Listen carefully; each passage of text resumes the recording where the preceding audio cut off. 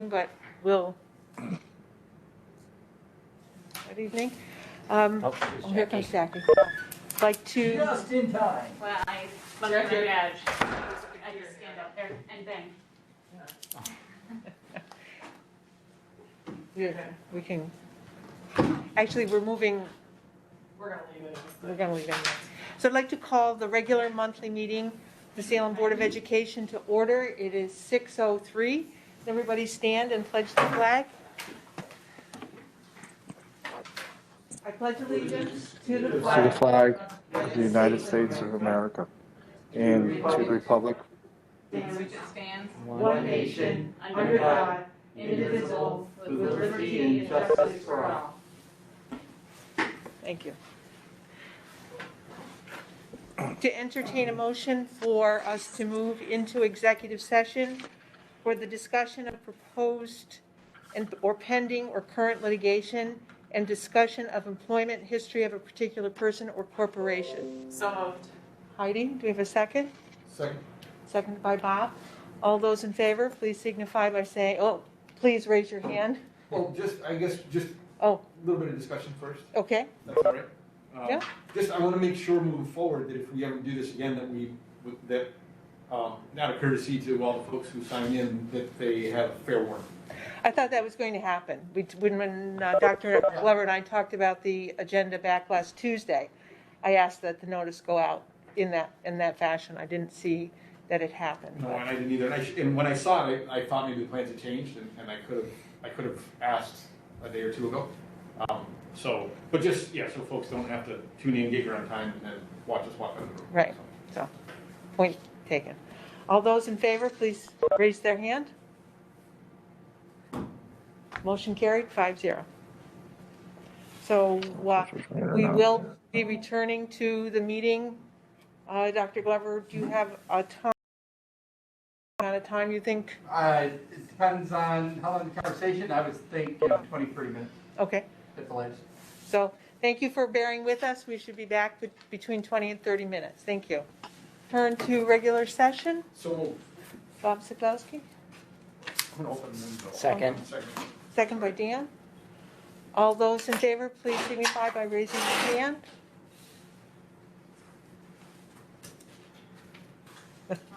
Yep. Okay. Motion carries 5-0. All right, begin with the consent agenda. Does anyone wish to remove an item from the consent agenda? Actually, I'm going to ask that we remove the minutes. I don't know if the amended minutes made it onto the agenda that I saw, but the one I saw at 3 o'clock this afternoon, it did not have those changes. So one of the things that we need to do is they're legally binding when adopted, and they must be specific as far as they cannot be lumped. So we have to have the thing. So you sent us an email that it had been done, but I didn't see it. So just Okay, I didn't know. no, that's fine. It's just so No, I think it's fine. I think there was one, because there was one also, I didn't see the amended one, so maybe it was changed, but we had approved a student for, I think a teacher's child to come. but yes, didn't and we mention who that needed was. specific. And those are the things I updated. Okay, perfect. Okay. So we'll So revisit that next meeting. Perfect. So a motion to accept the consent agenda, treasurer's report, internal claims audit report, condition of accounts, and CSE report. Bob Siglowski, second. Second. Second by Dan Snyder. All those in favor, please signify by raising your hand. Motion carries 5-0. Okay. Dr. Glover, when we met for the agenda, I had asked that the letter from the courthouse go on the correspondence. Did you, but it shows up in the presentation. Did you have something that you wanted to? John is going to, I've asked John Jojo to come in to talk about what it takes to share that type of facility, like that, the offer from the courthouse. So when he gets done with his rounds, if we can just kind of postpone that for now. Okay. And when he gets back in, we can talk about, that offer and then everything that would entail for whether it's the courthouse or another building, because there's quite a bit, and he's much more versed in it than I am. Okay, thank you. So we'll put that, we'll await his arrival. At this particular point in time, I'd like to open up for public audience. If there's anybody who would like to share something with the board. Not seeing anybody, and There- nobody's raising their hand in chat either. Nobody? so.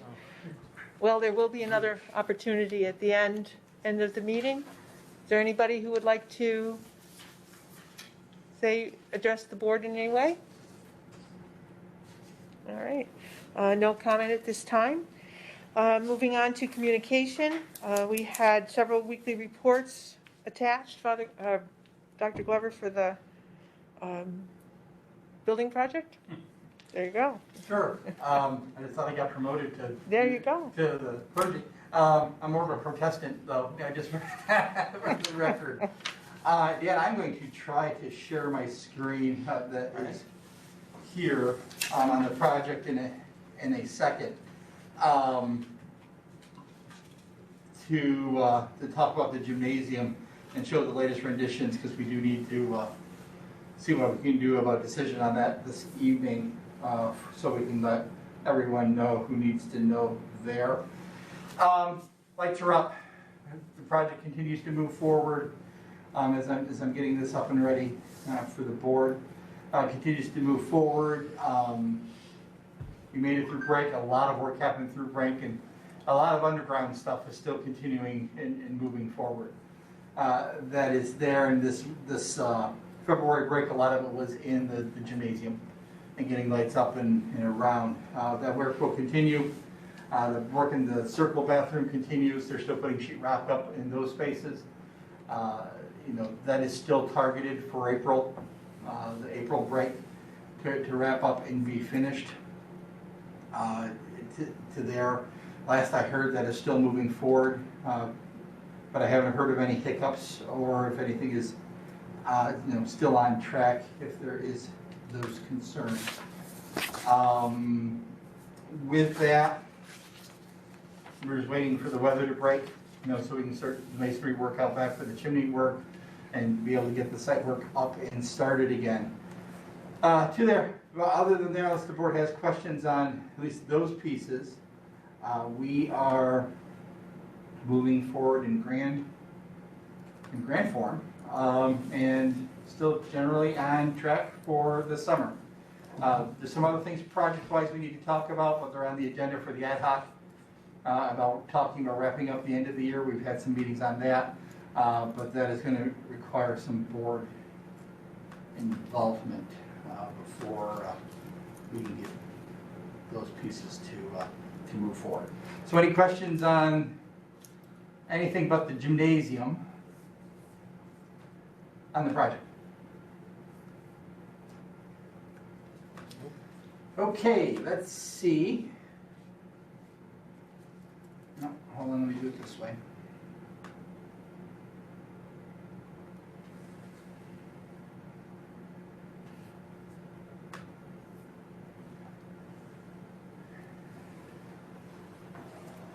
Okay, let me get rid of that.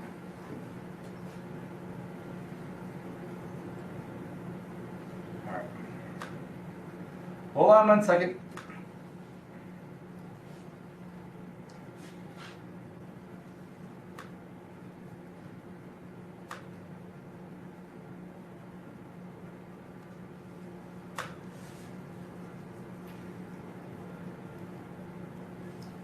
So, in communications committees, Dan and Bob, feel free to jump in at any time. This was the latest before we got on the gym floor for look and feel. Everyone see that okay? I can make it a little bigger. Is this just, what's the difference between 1 and 2? There's a little difference on the circle. On the circle. The one that we looked at, the one that was attached to the agenda, it shows two circles in both of them. They look exactly the same. One's darker. There was a slight One's an difference, I think. outline. There is a difference, yeah, I see it, one's darker and one's. One's dark, but it Very still center shows two circles. Yes, the center. The tiny one? Yep. Like the jump. But this one has And the- only one Yeah, circle. yeah, this- What goes down the middle and the center. Right, so there is a second one, right, that has the very center small circle was slightly different than that. There's the bull. I had to look at it and the much white time. We hadn't one. looked at these before, so. We were gonna meet on Monday for the communications committee, Mhm. but then we hadn't gotten notice of the meeting, so we canceled it. So we intended for the communications committee to come with more of a recommendation, but we're seeing these for the first time in the meeting as well. Yeah. So I think there's also a little difference here. What's that? Are you ready for us? Or should we wait and we'll wait to hear from you? Yeah, wait, why don't you hold on for a second and I'll come out and grab it.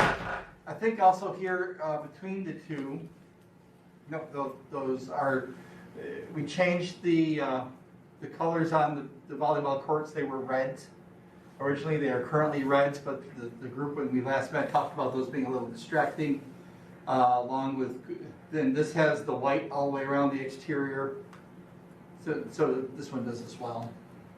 Did you find out whether there had to be a? There has to be a difference between, when we were looking at this before, we can re-ask Todd when he's here. My understanding is there has to be a color contrast between, like any border and where the court is, so it's a clear designation of where that is. The referee will look at that for the line. Yeah, so if you're stepping on it, you know where it is. Now, Well, the Lions only has no width, right, so I'm surprised by that. Because I know like Saratoga's doesn't, Saratoga's just goes from like blue to. so it's, I don't think we want to spend a lot of time on it. Our goal was to answer some of these questions in the committee. Actually, I still think it should be discussed in the communication committee, and it's nice to be able to share what we're looking at, but I do think that you should have the opportunity to have that discussion as you had planned to bring it to the board. So, Agreed. okay, we can let, well, you can let those folks know, it'll probably put some delay in the bleachers. So we know. Color schemes for the walls. Our interior decorator, not our interior decorator, it's Mosaic's interior decorator, came in about matte color and wall color that comes in. This was idea one. In all the beiges, and then she provides the, so that's the gym now for where it is. So you're looking at matte colors as being the darker color, a lighter color in the middle, and then up top being a darker color there, so it kind of gives you that look and feel into the beiges. So those are beige. Yeah. At that point, the committee had asked to look at grays. And that's the grays. The mats will also be, right? Yes. Is that what, the mats are these colors? Yes. And the pictures show those are Sherwin-Williams colors, so you can go and see what they are. I tried to do a little mock-up just to have the floor there, because the floor is going to provide quite a bit of color. And so anyway, if anybody's interested in looking at those, there's a whole bunch of different similar ones that I actually went through and looked at some for that middle section that were a little bit lighter. I think this is like 93% luminous or something. I forget what the term they use, but it's like a brighter color. It doesn't necessarily come across here as being as bright as I think it is. It's some kind of white. Obviously, it's not white. But this is, again, we're looking at these for the first time as well, so that's maybe something that we want to look at. We would have talked about this on Monday if we met. so, Dr. Glover, I just need you to back up for just a minute. You said that because we're not making the decision, or the decision has not been made, that it's going to delay the bleachers? It may. It may delay some of the work in the gymnasium. We can ask Mosaic about that. That was up. It's unfortunate that the meeting didn't get noticed then, because Well- the board had a plan to get this work done. Yeah. Well, and to that, it's the communications committee is a shared takers committee to there. Open meetings law doesn't apply to that group because the folks who are part of individuals to that. Recognizing the board's preference to have that notice so people can understand when those meetings are on, but it's not set for an open meetings law piece. The other part You is. know, you the- have that go back and forth to your own benefit. When you don't want us to do something, you use it. When you want us to do something, you use it. We've asked that it be consistently applied. Mhm. Where was the breach? We had the meeting, they wanted it noticed. Yeah. Where was the breach? It came in, I went on vacation and it didn't get done. So rests with you. Yeah, the rest of me there and I didn't get to Gina. Then Before I it's left. not the board's responsibility it's not our emergency if you cannot No. organize or prioritize the information that you need to And get I'm to not us. listing as an emergency for the board because in other conversations, we could have done work on this over the summer and the board didn't. We You did didn't bring it to us to do that. Yeah, I did, but that, I'm sorry. I don't Are you remember aware The of gym floor? yeah, Are we talking the about? gym the gym floor, floor? the The gym colors of the floor, wall? Wall colors? the logo, the gym floor, and all this has been in the communications committee for a while. But it's all work that has needed to be done. And this work started focusing in on the logo. And then they took the summer off. Because we got to the logo conversation, if I remember right, in June. I haven't been part of the communications committee because the board has chosen to double book those committees to there because it's the benefit of the committees, which excludes me from that work to be able to promote that work while I'm into those committee pieces. So in that, communications committee has taken that work onto itself. Normally, I don't notice them at all because the committee chairpersons, just like you do with your committees. take- I do not put the notices out for the meeting. That information comes forward and it moves to there, and then we use that information to act and set and to move forward. Mhm. So I just happen to be able to make this one because of the timing of where this committee sits. I'm uncomfortable with you pushing that off onto the committee. I didn't That- push, That it's the Well- committee's fault that this information I'm not, this decision has not been made. the committee is chose to pick up to this work, and we've known this work has happened for a while. And when we talked back earlier in this school year, it was told to the committee that there was time was going to happen where we were going to have to make decisions. And once we And you said- gave them a timeline. You said it needed to be done by a certain date. by a certain date. And here we are, but that's, the committee chose to pick up to this work. So we're clear, at the December meeting, the committee asked for renderings on the floor, and then they weren't available for the January meeting.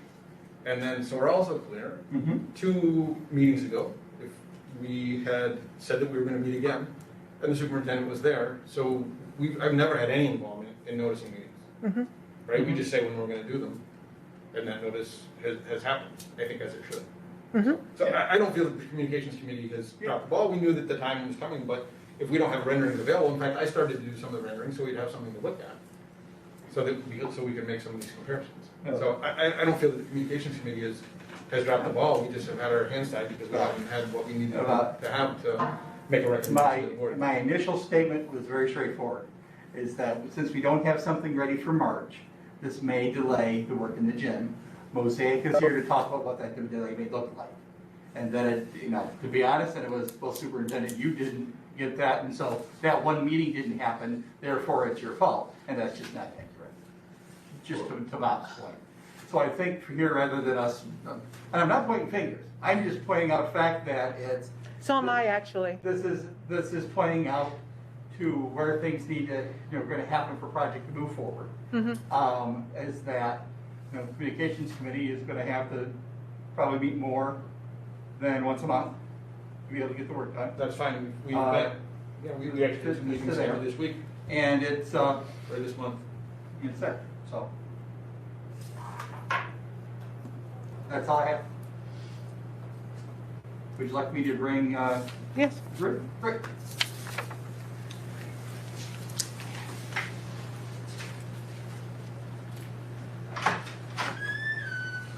Not me, but like, so when was this stuff? Because when I looked on Sunday, this stuff wasn't on there. Exactly, yeah. No, it When didn't I show. looked on Sunday, so So I I think don't what see happened it. was when I realized that the meeting hadn't been noticed, so we canceled the meeting. We sit at the, Then- over here? Superintendent said he'd make this available to us Our tonight, chairs. and I asked him to make it available As long as you don't mind. on Monday, so I think sometime on Monday it became available. gotcha. But again, I usually get ready over the weekend, so I didn't have time to look at it. Open it.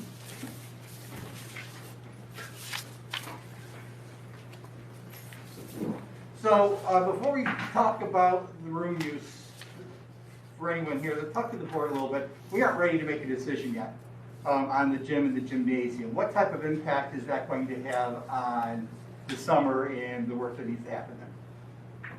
So, well, impact pads take a while to order. 6 to 8 weeks.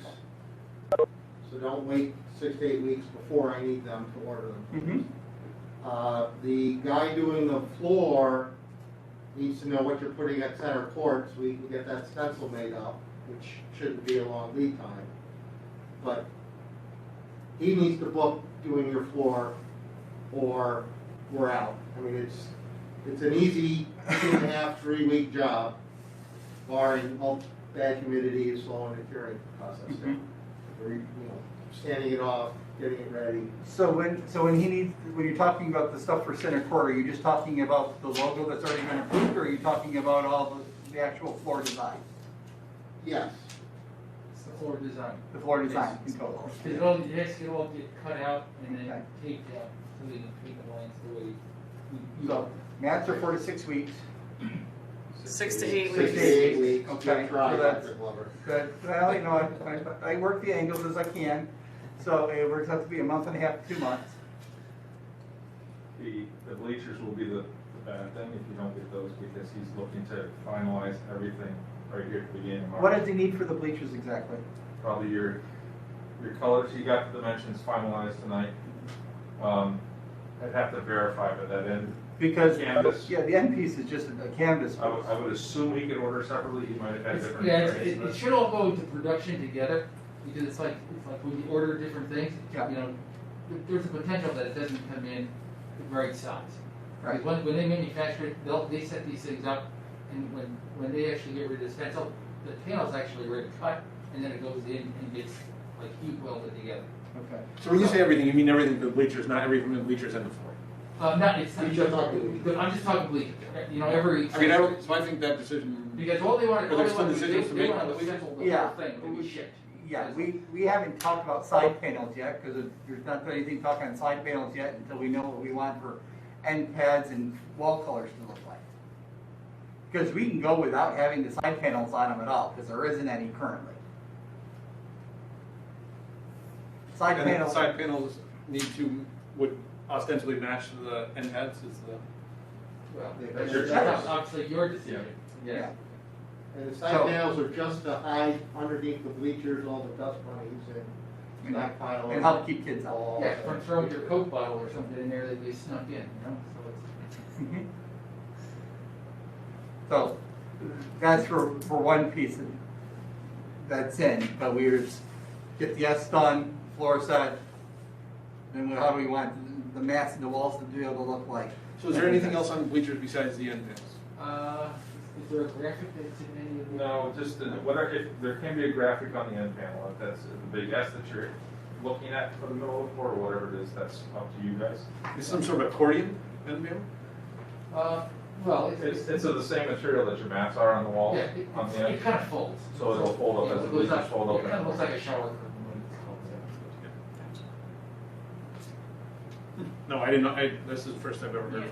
And No, there was a brief conversation we had about it that I expressed, that we still have independence to do with that last piece. And, you know, I see a couple heads shaking, but I'm sorry, I did bring that up at least in the committee conversation, if not here. That there were still more pieces to go, and those end pieces were part of that. So, what are our drop dead dates?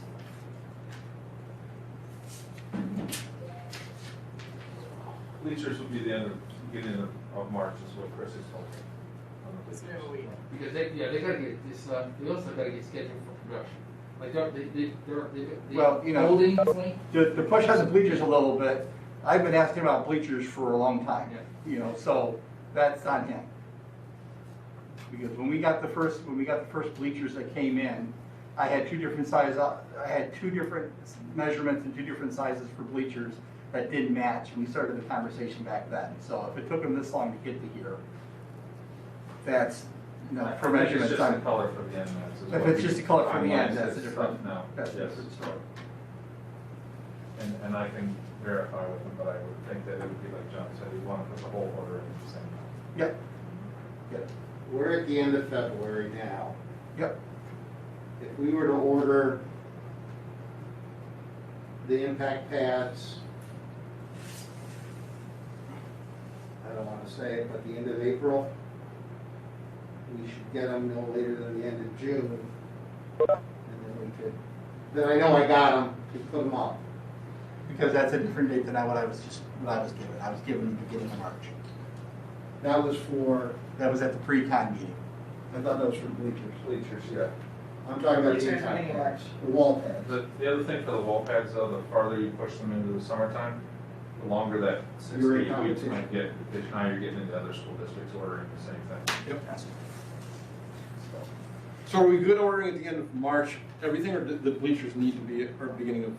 I'd love you to give everything by the end of March at the latest. Oh, I don't think end of March is an issue. I guess the question is, the end of March or beginning of March? I mean, if it's, Which way do you need it?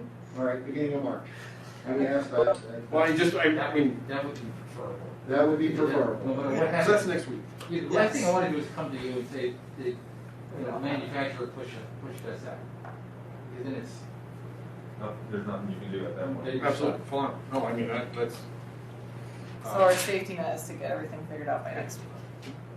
So when we had to cancel the communications committee meeting, I had suggested that we either look for a date later this week or next Monday. So if we're looking at noticing that, then we'd say next Monday. So we're planning a meeting next Monday. is there anything that we can do to help help your decision-making process, or is any other graphics or things that we can, help facilitate? Let us know, we'll be happy, we don't want you to do it alone, if that's, if you need some other. No, I honestly, I guess I didn't realize where we were at. I knew where we were at on the floor piece and kind of the end pads I associated with that. I didn't know what the timeline at all on the bleacher piece. So. But I think we're also resisting a little bit to do stuff that we had intended to do in committee here. So are you suggesting a communications committee on Monday? But That's what I was is it- suggesting, yeah, and then I guess Then the board would have to follow suit? Then the board would be up to the board wanted to, I mean, I feel like I want us to do our part by Right. next Monday and to come up with a recommendation, and then from there, if the, So we need a board meeting next week as well. So what is the pleasure of the board? Should we let the communication committee meet it'd be next Monday, the 1st of March, correct? Yeah. Then we could have a meeting, I mean, we could do it virtually, right? We could do Yeah, a yeah. virtual meeting I mean, our meeting will be virtual, so. We'll also have next Monday our equity committee meeting at 6. We'll have to do our, I think 3:30, was 3:30 time to make sure you're in? Yeah, that works. So anyway, so if you were able to do that, do you feel that by Wednesday the 3rd that the board would have the information that they would need to affirm I your believe so. recommendations? Wednesday's the only night next week I have something. I can do Thursday night, I can do Tuesday night, I can do Friday night, just can't do Wednesday night, sorry. So Thursday or Friday Thursday, works for me. would Thursday give you enough time to get Thursdays. things out to Thursday's people? better. So if you schedule a communications, Well, we just need to make sure that gets noticed. Noted. And we'll- and then what time on Thursday works for people? I can be flexible that day, so whatever works for others. Yeah, if we're doing it virtual, afternoon would be better, but. Afternoon? And Does that, Would what you be about, available on Monday to attend virtually our committee meeting? What time do you have from that? So Yeah, I can 3:30 do is what we're that throwing before. out, but we can't do it from 6 to 7. But we could, I could actually do it after 7. Ann and I have a committee meeting from 6 to 7, so we've been trying to do them out of evening hours, but for this, we can do it whenever. I can make. 3:30 can work for you? Yep. Perfect. Excellent. Thank you. Just send me an invite, Okay. however you want me to log on. Excellent. Yeah. We WebEx, so. Thank you. and then Thursday for A virtual I could do meeting anytime after 4. after 4? Jackie, does Thursday work for you? Yeah. Does after 4 work for you, or Sure. 4:30, which would be better? Whatever works for you. 4, all right. Thursday, the 4th is right? Thursday is the 4th? Thursday, 1, 2, 3, 4. Yeah. At 4. At 4.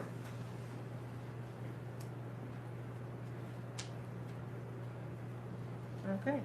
So that way, we should have the information to you at the end of the day on Thursday, the 4th. That work as far? That would be great, Okay. absolutely. Take one, get something cleared off the deck and get Renee working on something that, not the case before, 6 or 8 months. Yeah, no, that's perfect. So on Thursday, we will agree on a floor and bleacher side panels.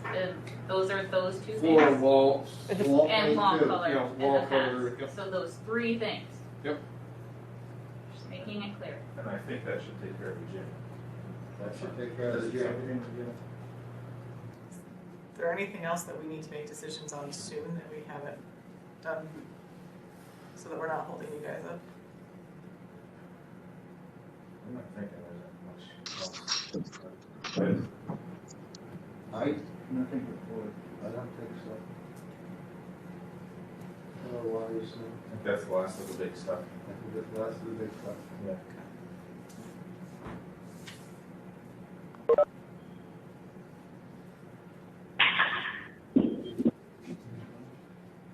Found them. Yes, but they can verify that. The only thing I know is not me, because I didn't bring a Yeah. computer. Just that me. True. Our last. I don't know if you want to Okay. address. Okay, we got 2 meetings set, we'll get them, Yes. schedule those 2 Yes. meetings set, we'll get them out, and noticed and published and invited and all Do you that want stuff. me to answer it, or do you Um, want to? Just the- So Yeah. it's not, it's John, not can you you. talk to the- It's like, it's everybody at the same. Can you talk to the part of the board is, priority is responding to our community about getting more students back into school on a, on a more regular basis. And into that, we've had, some gracious offers from some of our community about use of, like for the courthouse building, for example, and that's as part of the communication that the board has received, as well as, some other opportunities. But I know that process is involved. Unfortunately, it's not as simple as, yeah, that's great, let's go over and use the courthouse. Can you kind of talk to the board a little bit about that, about us using someone else's facility and what that all entails and feasibility and all those pieces? Well, I guess the first thing for you to know is that the SED does have a white paper on leasing or renting space that's outside the district bounds. Number one, what you have to understand is that even though it may be code compliant to the municipality or the group that's already using it, obviously SED has their own regulations. Sure. So number one, we would have to do an evaluation of the building to make sure that it meets with the evaluation of the existing building form, first and foremost, which is basically the baseline minimum standards for occupancy for any student occupied facility. From there, we would actually look and do get a New York State code enforcement officer that actually would look at the building code and see if the facility actually meets the code itself. And then we would certainly start the paperwork with SED pending your approval that said, yes, we would like to continue this process because we've got a form filled out, we know what the code issues are.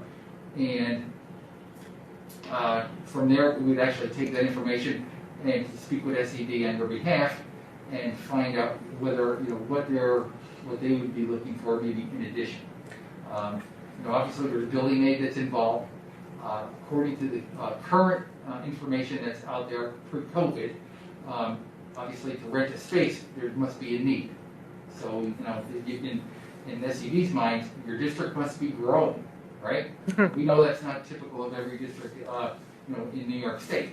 Sometimes we're actually seeing declining enrollment. However, I believe because of COVID, in order for bringing students back into the buildings, whether it's existing or maybe something new that the district wants, we're gonna have to social distance our kids. So I believe there would be an exception that because you're not growing, but there is a need to get the kids back into a classroom situation, they may grant you the, that space based, because you don't have the need, if you know what I'm saying. Yeah. And I don't know that, I'm just guessing, Mhm. okay? So, that's why we can speak with the SCD project manager before you really spent any money. Because who wants to spend dollars and find out, well, we can't do what we really wanted to set out to do?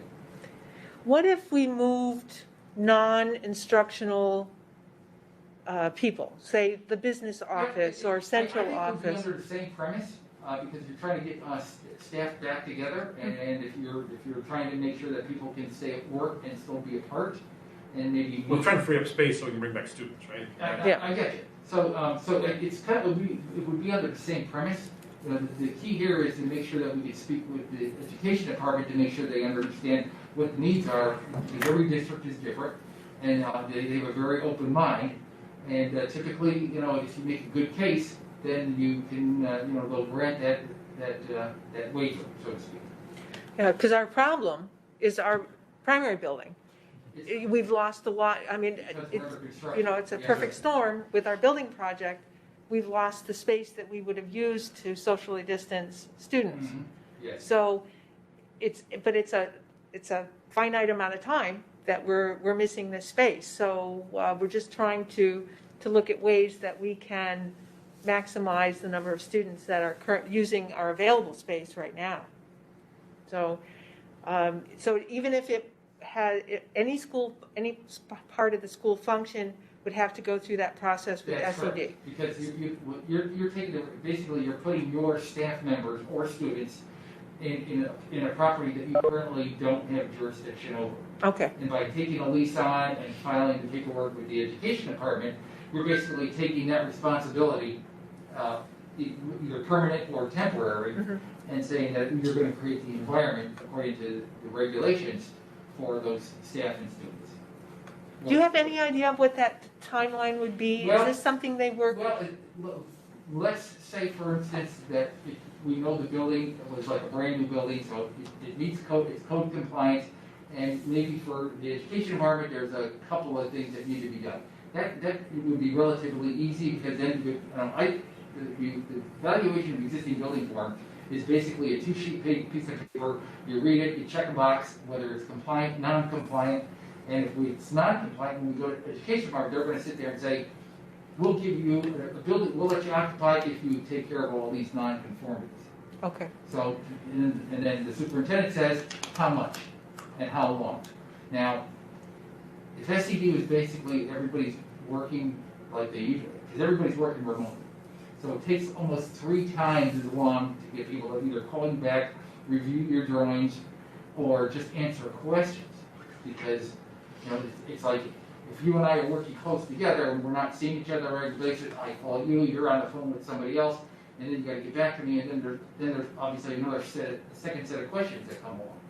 So, I find it usually takes like 2 or 3 weeks just to get that kind of, in addition to what you're expecting.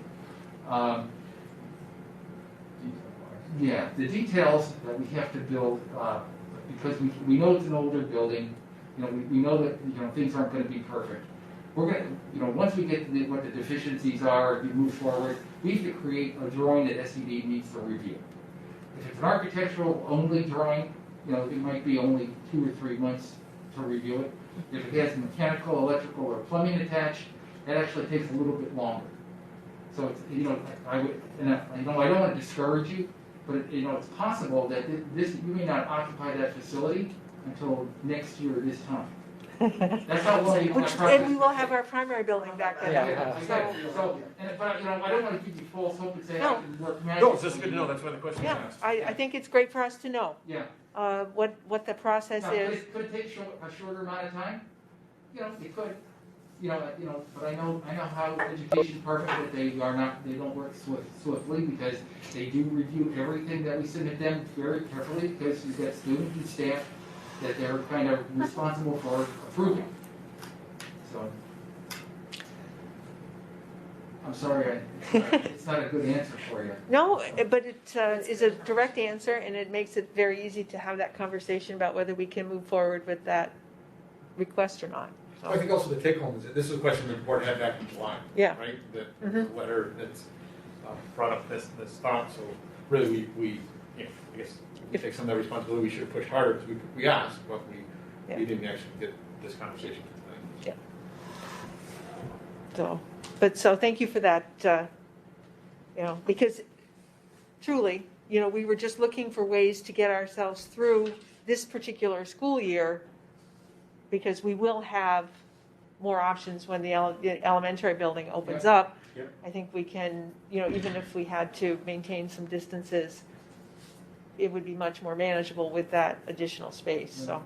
We were just looking in the short term, real short term. So the little I know about the courthouse, that what you're thinking of, my first thing would ask the question is, does it have a fire alarm? Yes. Does it have a PA system? So, you know, it's like some of the basic things Yeah. that we have for every one of our classrooms, they're going to want. Whether it's tied to the district or have their own local alarm or pull stations, you know, those are the kind of things, Yeah. at a minimum, that they would be looking for, phone systems. Well, those are real safety issues, Yes. and You know, then the other thing is, you know, you have to look at, you know, what's the occupancy of what you put in there? Are you the only occupants of the building? So then, if not, then you have to look at what other occupancies there are. As long as it's the same occupancy, then your code-wise, you'd be okay. But then you gotta go through and check out, do you have drinking fountains in the building? Do you have enough restrooms in the building? drinking So fountains. it does get more and more involved when you start thinking about, you know, okay, well, I want to rent. Well, if it only got 2 stalls in the building, that doesn't meet, you know, the water closet count for that, or the plumbing code. And then it's up to me from that to give you the bad news, because what I don't want to do is, assuming that it would all work in a short amount of time, then I have to ask the board is, do you really, you know, does the owner of that building, are they willing to foot the bill for that improvement? Because if we have to do the improvement, how long would we, let's say SED gives their permit tomorrow, how soon can we get all of this work done for you to move people into? Mhm. So that's why I'm saying it's like next year at this time, because of the process, not only to go through SED, but the building drawings, go out to bid, assuming that you had the money to actually want to bankroll that short-term lease. Probably not. Yeah. And it's a historic building. It's a Something historic done in building. there has to be. So what, I wouldn't have thought about water fountains. I just would not have thought about them. So that's a why good they thing pay to you know. big bucks, you know? So, all right, well, thank you for that. So that does, that will really help to frame that decision. So we really appreciate that. So we've got to find another way. I think if we put our heads together, we can, but, I'll be happy to help. all right. Well, I think what happened is, for me, because we weren't have part of this conversation, is that a decision was made that a certain number of students were going to be in this building, you know, every day, and they made that number fit the building, the space that we had.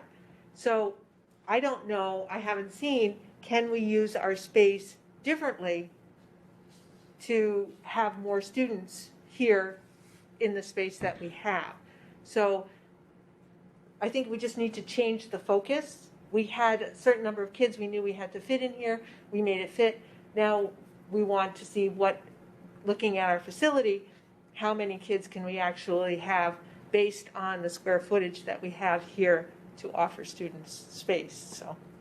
So I don't know if I have that answer, so, because we have different, so like if we look at ways to consolidate some of those administrative components, like the business office and some of the other offices, you know, put them in a smaller space and take a larger space for the students, you know, still have space that's usable for the adults, but take a look at how we're using floor space to get students in here. Okay. And, you know, make sure that we're allocating classes correctly. So I think we can do that if we have to start measuring and counting, I guess. So, So how was, you have any experience with other schools that have tried to figure out how to get more, all their kids in the You building? mean under these circumstances? Well, you're in a unique position because you actually have two buildings. And, it was a blessing that you were able to move kids out, actually turn it over to contractors because, working second or third shifts, not only are they gonna leave a mess, like overnight or it's gonna, things slow down. So, when we looked at it and said, oh, we can actually turn this building over to the contractors, not very many districts have that ability to do that. So, when we looked at it and I talked, we thought we were very fortunate that you were actually able to allow that to happen. So, actually, the entire team thanks the district for allowing us to do that because, it's not that we can't, but policing contractors to make sure they clean up for a kid to come back in every morning. There's always a little wire that's cut on the floor. And, to us, any debris is not acceptable. So it does take time to go through and educate the contractors and say, listen, if these were your kids, you can't leave a mess, you can't leave sawdust, and you can't leave, because when you're in ceilings, there's always something that's coming down. And obviously, concerned parents, because I am myself, and sometimes people say, what's in the dust? And they have good reason to ask that question. So and that's one of the reasons why we have air monitors on the job all the time to make sure that we can actually say we can put kids back in their room and say yes, it's clean, the air is fine. And we're grateful that we have the building all to ourselves. We're getting through that building a lot quicker than we anticipated. We'll get that over to you for your use as soon as we're done in there.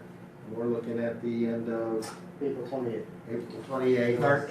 We should be done over there. Everybody is well on that schedule. And we're all over them to make sure that they do that. We want to give that back to you as quickly as we can. We can do a lot quicker than moving into the courthouse with all the other things that you have to talk to. Sorry it's not earlier, but that's right where we're at. April 28th is earlier than we thought, right? So that's a good piece of news too. So, well, thank you for your expertise. We appreciate it. So, Okay. Anything else for us? anybody have any other? If not, good luck, guys. Thank you. We'll see you soon. Have a good night. Chris has a pile of emails from me you gotta go through, Watch the deer, guys, they were all over. Yeah. so. It's warm, they wanna move. See you Monday, Chuck. Thank you. Have a good night. Thank you very I much. think you guys got everything that I would have, so it's just kind of talking about that stuff. Is that where you guys are coming from? Yep. Yeah, Okay, cool. thanks.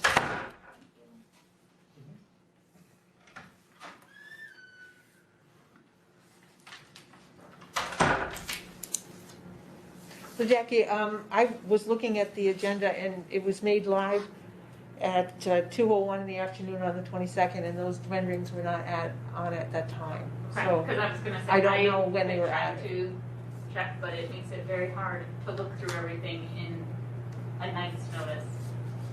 Yeah. So. Agreed. Okay, all right, so moving on to old business. Moves us on to a conversation about ad hoc committees. And this, I believe, is a conversation we wanted to have, we're working up to it for a construction committee. So Dr. Glover, you mentioned some things in the weekly report on the building project. Yeah, You thought that a construction committee could be tasked with. Could you be specific about what it is that you're looking for input on? We are at the spot where we need to start talking about the end of the project. So when we get to the end of the project, we're gonna have a certain amount of monies that are remaining, and the board needs to make a determination of what we wanna do with what those funds are, and then what we wanna do with those. All of our ad alternates got included into the project, but there were some things as the project grew that we had held back on putting into place. But now that we have a better idea of where we are fiscally in a position, we need to kind of decide of what we need to do to, wrap up the project so we can get everything tied up into place, for a couple reasons. One, we just need to be able to wrap up the project and make sure we know that we get everything covered that we want to have covered. The other part to it is if you remember, from Lynn's conversation, I think it was last month, it's, we want to be able to make sure that we get this wrapped up and buttoned up before the end of the school year, because it has implications for aid, has implications on tax cap. So the sooner we can get these pieces buttoned up and wrapped up, the better off we're going to be, so we have a direction set, because we're looking to be able to have to punch list by September, which sounds like forever, and it's not. It's March in a week, and that gives you March, April, May, June, July, August. It's 6 months away. When you think about that, any work that's really going to go on for anything that might get added in is really going to happen over the summer. Right? Maybe if it's site work, it may happen a little sooner than that. But we really want to have everything wrapped up. So we're to the spot where, if the board wants to have that committee to put that committee together, so we can start having those conversations, so it can make recommendations back to the board and have conversations with Schoolhouse and Mosaic on some of those things, on how to move forward. Now is the time. There are a couple things that we have brought up and had some conversations with. For example, we have had conversations on the neighbor. Gary's had asked us to replace the fence that was up. We believe there's space in that project to be able to do that, so we can do it just as part of our building project already. It's just have some conversations on that, make sure that's where we want that to go. We're looking at some work with camera replacement for a security system. And right now we're just talking about replacements, but if there are places where we want to expand or increase some of that work. At one point in the project, there was a conversation about removing the steps out of the breezeway between the 38 build of the building and the high school. Up in the front part of which would be the southern part of the building. Is that something we want to go ahead and do and take those steps out? Steps out where? Steps going to the outside or The breezeway. Inside. Inside. Because the only ramp is all the way around by the doctor's office, Right. Or That's what I not was by the just guy, wondering. by the Yeah. doors, right? We had talked about, yes, it's All the those, way by your office. yeah. Yes. Because if anyone needs to get to this part of the building currently and has a cart, or if there's a student who needs the egress, not to use the steps, they have to kind of go take the long way around to get to the high school. So to do that, to remove steps it's an interior hallway, is that something we want to do? We had talk, we had drawings on it, we had some conversations, but again, it did get held off. Is that something we want to look at and reinsert into to there? And then there's other pieces that go with it. When we talked about the money, how much we have left, or we anticipate having left? There's still, we have to be a little cautious, I think, because we still have to get the boilers out of the basement. And once that room is empty, who knows what's there? So that's kind of the last big hurrah, if you will, on what of risk. To kind of use Mark's term of what type of risk might exist there when we move those pieces out. But when those pieces are out, if we got X number of dollars left over, do we just not want to expend it? But that's kind of what the board needs to decide to do.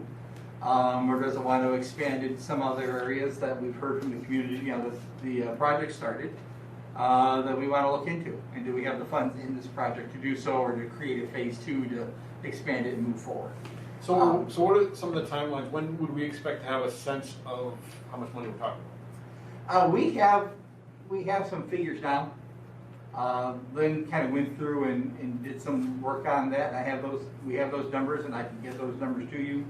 As we get closer to the end of the project, the more accurate those are.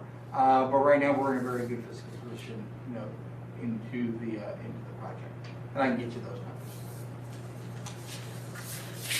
So what was the timeline? So what date, Yeah, like, we need would we, dates. I know we'll know more as we get closer, but when do we need to make a decision on how we, It's, if we wanna spend, if we don't wanna spend?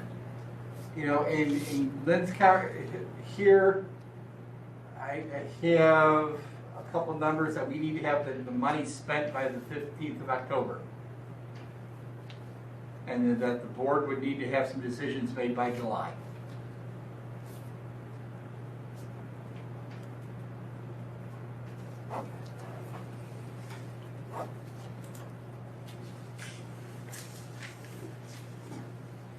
So, you know, so Ann, I guess that, you know, board, you just need to decide what you want that committee to look like. I know at one point Heidi has suggested something similar to, it had something similar to the stakeholders type committee, where we have different folks from the community in part of the conversation and make it that type of a committee. Or it could just be a subcommittee of the board where, you know, we do what we're doing with our equity committee, or with our policy committee, that type of thing. Well, I believe the policy committee is the outlier, does not have any, there's no public people jumping at the bit to get into the policy committee. But our equity don't committee understand and, I know, our equity committee and the communication committee does have community Mhm. participation. I do think that we're better off and we're more well-rounded when we have, you know, more voices there. I think if you're talking about money, if our new business official or somebody from the business office could be there or have some way of understanding how that money is going to work, that would be helpful. I don't know, you know, if there's a board member that's interested, but I definitely think we should put out an invitation to anybody who might be interested in helping us have those conversations. What is everybody else's thought? I'd be willing to help do that. I think there's a lot of people in the community that can give us good feedback on different things, you know, construction. Well, I think that's one of my questions was, is that also a goal, right? Because really we're talking about a couple different things, I think. Mhm. One is, what are we gonna do if we decide to spend some of this excess money, what are we gonna spend it on? The other one is sort of the quality control piece, right, that had come up. Mhm. So, because those, you know, I think, you find a lot of people that could fulfill one of those. There's not all that many people, right, who would be able to have any of the insights on quality control. Well, I think in part we would, you know, make sure we at least have our construction manager as part of that committee, you know, at the minimum. You know, our business manager would certainly be part of it, and buildings and grounds would also be a possibility for internal people. Yep. You know, we either invite Mosaic if we want the. I think that Mosaic would have to be part of some of the discussion, because we're talking about, here's a certain amount of money. We also need to have some sense of what are these different pieces, Mhm. right? What, in today's, with what materials are currently costing, in labor, what would we expect something to cost? Right, because otherwise, Yep. you need both of the pieces to get a sense of what's possible with whatever amount of that pot that we thought we'd want to spend. Yeah, I'd be happy to help. That is, that's just the board wants, what, you know, the board needs to decide. Well, I certainly think that the committee is a much more efficient and effective way to have these conversations and actually spend the focused time on these issues as opposed to coming to a board meeting and trying to make the decision. So if we could put together a committee, I think that it would be a very successful thing for us. No, I think that makes a lot of sense to have. I do also think, though, that some communication between that committee to the board and the board back, Oh, just as yeah. far as, you know, was one of the things that the board has expressed interest in the past was safety and security of students. And so, and I have no idea how much longer we're talking, but, Yeah. but at least to understand what some general board priorities are, probably makes some sense, and then they can do some of that work to Mhm. look at different options.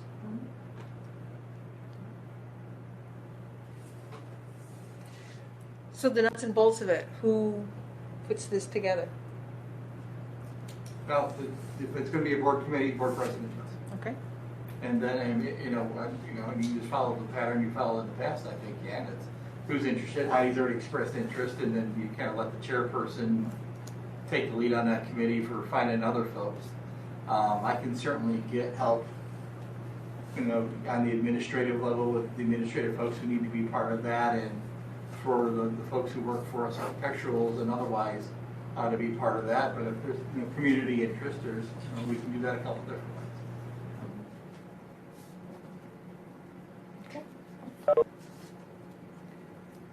So we're looking for July decisions. So we're not looking at a huge time commitment, correct? For people? Yeah. No, I would say, for me, I would say if we had stuff ready by the June board meeting,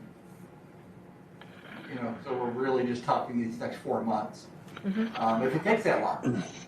I mean, if the committee gets together, the board has expressed interest in safety, security, and, accessibility has always been an issue or a concern. And, so if the board said, okay, talk about replacing some cameras, there's a couple different ways to do that. And we want to look at what that ramp is going to be, what's that cost going to be like, or we're not interested in spending any additional money there. And then the rest of the money, would return, basically would impact what we do for our last bit of loan, that we wouldn't loan that money and it would decrease the cost for the taxpayer. Right, well, we're sort of talking money, but we're not really we don't have an idea of how much money. Yeah, and I'll get you where those numbers are, and I'll talk to Rich to make sure they're refreshed and updated. But that's the part of the work that this committee has to do. So I'm not asking the board right now about do we want to spend that money or not. I think that's part of that committee's work. It's what other work do we feel is important to do based on what the board feedback is, and then let that committee do its work and then bring its recommendations back to the board. So it sounds like we have to have a meeting with Rich before forward to find out what kind of funds there are, I guess, right? Sure.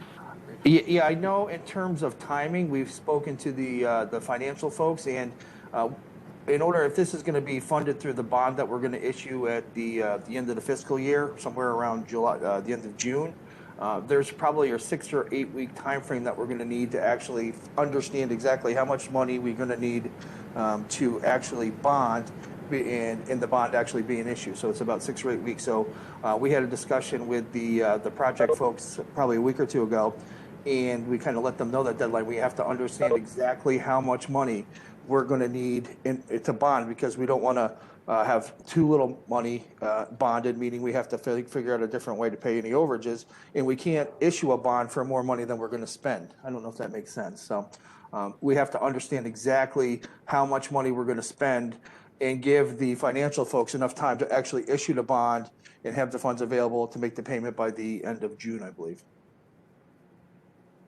So we really need a better beginning.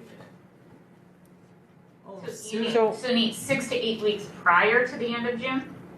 So if we want to pay for this with the bond that we're going to issue, it takes 6 to 8 weeks to actually start the bond process. Actually, looking for the funds, finding out who's going to pay for them. So the financial folks, it takes 6 or 8 weeks to actually say we're going to issue a bond, put it out there, see who's going to finance it, and get the cash money for it. Just like getting a loan or a mortgage, that takes about 6 or 8 weeks to process that bond process. Does that make sense? I totally understand that. What I'm asking is, so Dr. Glover said October 15th, right? So we need decisions by July. That's when the money Usually needs to be the end of June. spent. When we acquire the funds is the date that the bond gets issued. When we spend the funds has to be that October date. Okay. So you would need it 6 to 8 weeks before the end of June? We would need total, total cost figures. We'd have to know exactly how much money we're going to spend 6 to 8 weeks, prior to the end of June. And then So we really once need to start beginning of May. So we're talking May. We're talking the middle of May now. Yes. Or even beginning. In the beginning of May. Beginning So of I May. guess I'm confused because we're doing our boiler work, which there is risk of having to spend more due to what we don't know is down there. Mhm. What can, you're opening up an old building. Yep. So how do you do that? You're gonna overshoot. Well, I think that here's how we do that, I think, Jackie, and it works, that is, the first boiler is gonna come out like in April. So in that time, like between April and May is when that work is gonna start. And I think the first part of the conversation is there an interest in exploring additional expenditures? Okay. Right? So if the committee gets together and says, you know what, we like the idea of taking the stairs out, I'll just use that as an example. And I think that would be a common sense use and approach toward using funds for the district for a lot of reasons. So that's really the only, we're interested in that, but given COVID and our current fiscal climate, we don't feel we can do it this time, that we need to push it off to another project. Okay, so the committee can come back to the board and say, interested in the ramp, but not sure we want to spend it because of the fiscal situation. And then the board can have its conversation about, yes, we're going to support that, or no, we don't. And if the board supports that notion, then it's Rich and working with bond council and us working with, with Schoolhouse on, okay, let's talk, we aren't going to spend any additional funds beyond what we already have scoped and sequenced out in the current project. We are not adding anything else in. Bring us home. What's that going to look like? What's those costs going to be? So we can get an estimate on what those expenses are going to be, and then that ends it, if that makes sense. If it works out to be, we don't, in that part, before I can hit the next step, but in that part of what we say to Schoolhouse and Mosaic is let's get an estimate of what that risk is going to be out of the boiler room. And we will know that after we take out the first, roughly? Well, After we we'll take out get an idea when you get the first one out. Okay. When the other two out, we'll have a final set. But there's a lot of moving parts into it. Part of those moving parts are, what do we have set aside for contingency costs? What do we have already set aside for incidental costs? Where were we inside of our overall work for, we budgeted this to get the project done, and here's where we stand for expenditures. So there's some moving pieces in there, and do those funds cover what we think will cover that risk or not? And then if we were to end up with some money left over, it pays down the debt? Well, I think, and Rich, jump in here when you want, is that if we have left over, then yes, I think that could be an answer to pay down the debt. I also think that the other answer is we make sure we don't over borrow, so we never endure that debt to begin with. And that's, I think, the Rich's point is the question. Yeah, as far as I understand it, and I've been on the job about 10 days, but as far as I understand it, we cannot bond more than we spend. So we can only bond up to actual numbers. So if the bills come up to $22 million, we can only issue a bond for 22. We can't issue it for 23 and take that extra $1 million and spend it anywhere. So that's part of the issue. The other thing is we, if we plan for 22 and it comes up to 23, we've got $1 million that we have to somehow figure out how we're going to close the gap. So understanding the costs involved with the bond issues is very, very critical, because we don't want to go over and under. We want to be as close to that number as we can. And about a week ago, we had a conference call with the project folks, and we made this very clear that we needed some really concrete numbers from them as far as what the costs were going to be for the end of the project, because the issue is that our band is done at the end of June. So we have to issue the bonds to cover the band repayment as well as the rest of the project.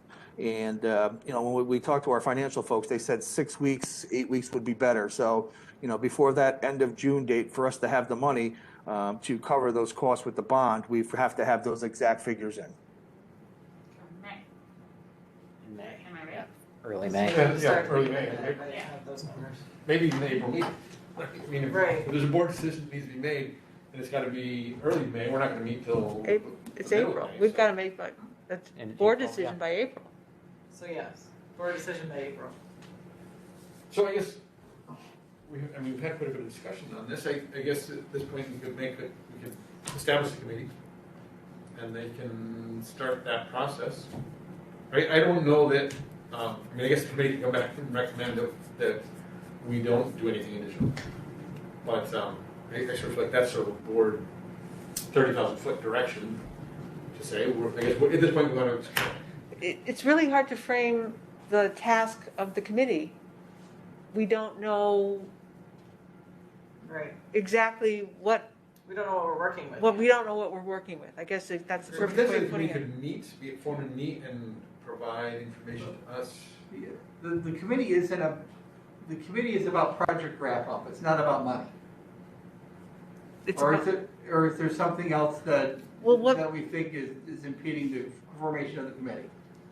Well, I guess I'm just not clear. Okay, You said we have a certain amount of money, how are we going to spend that money? And now Right. we're not talking about money, we're talking about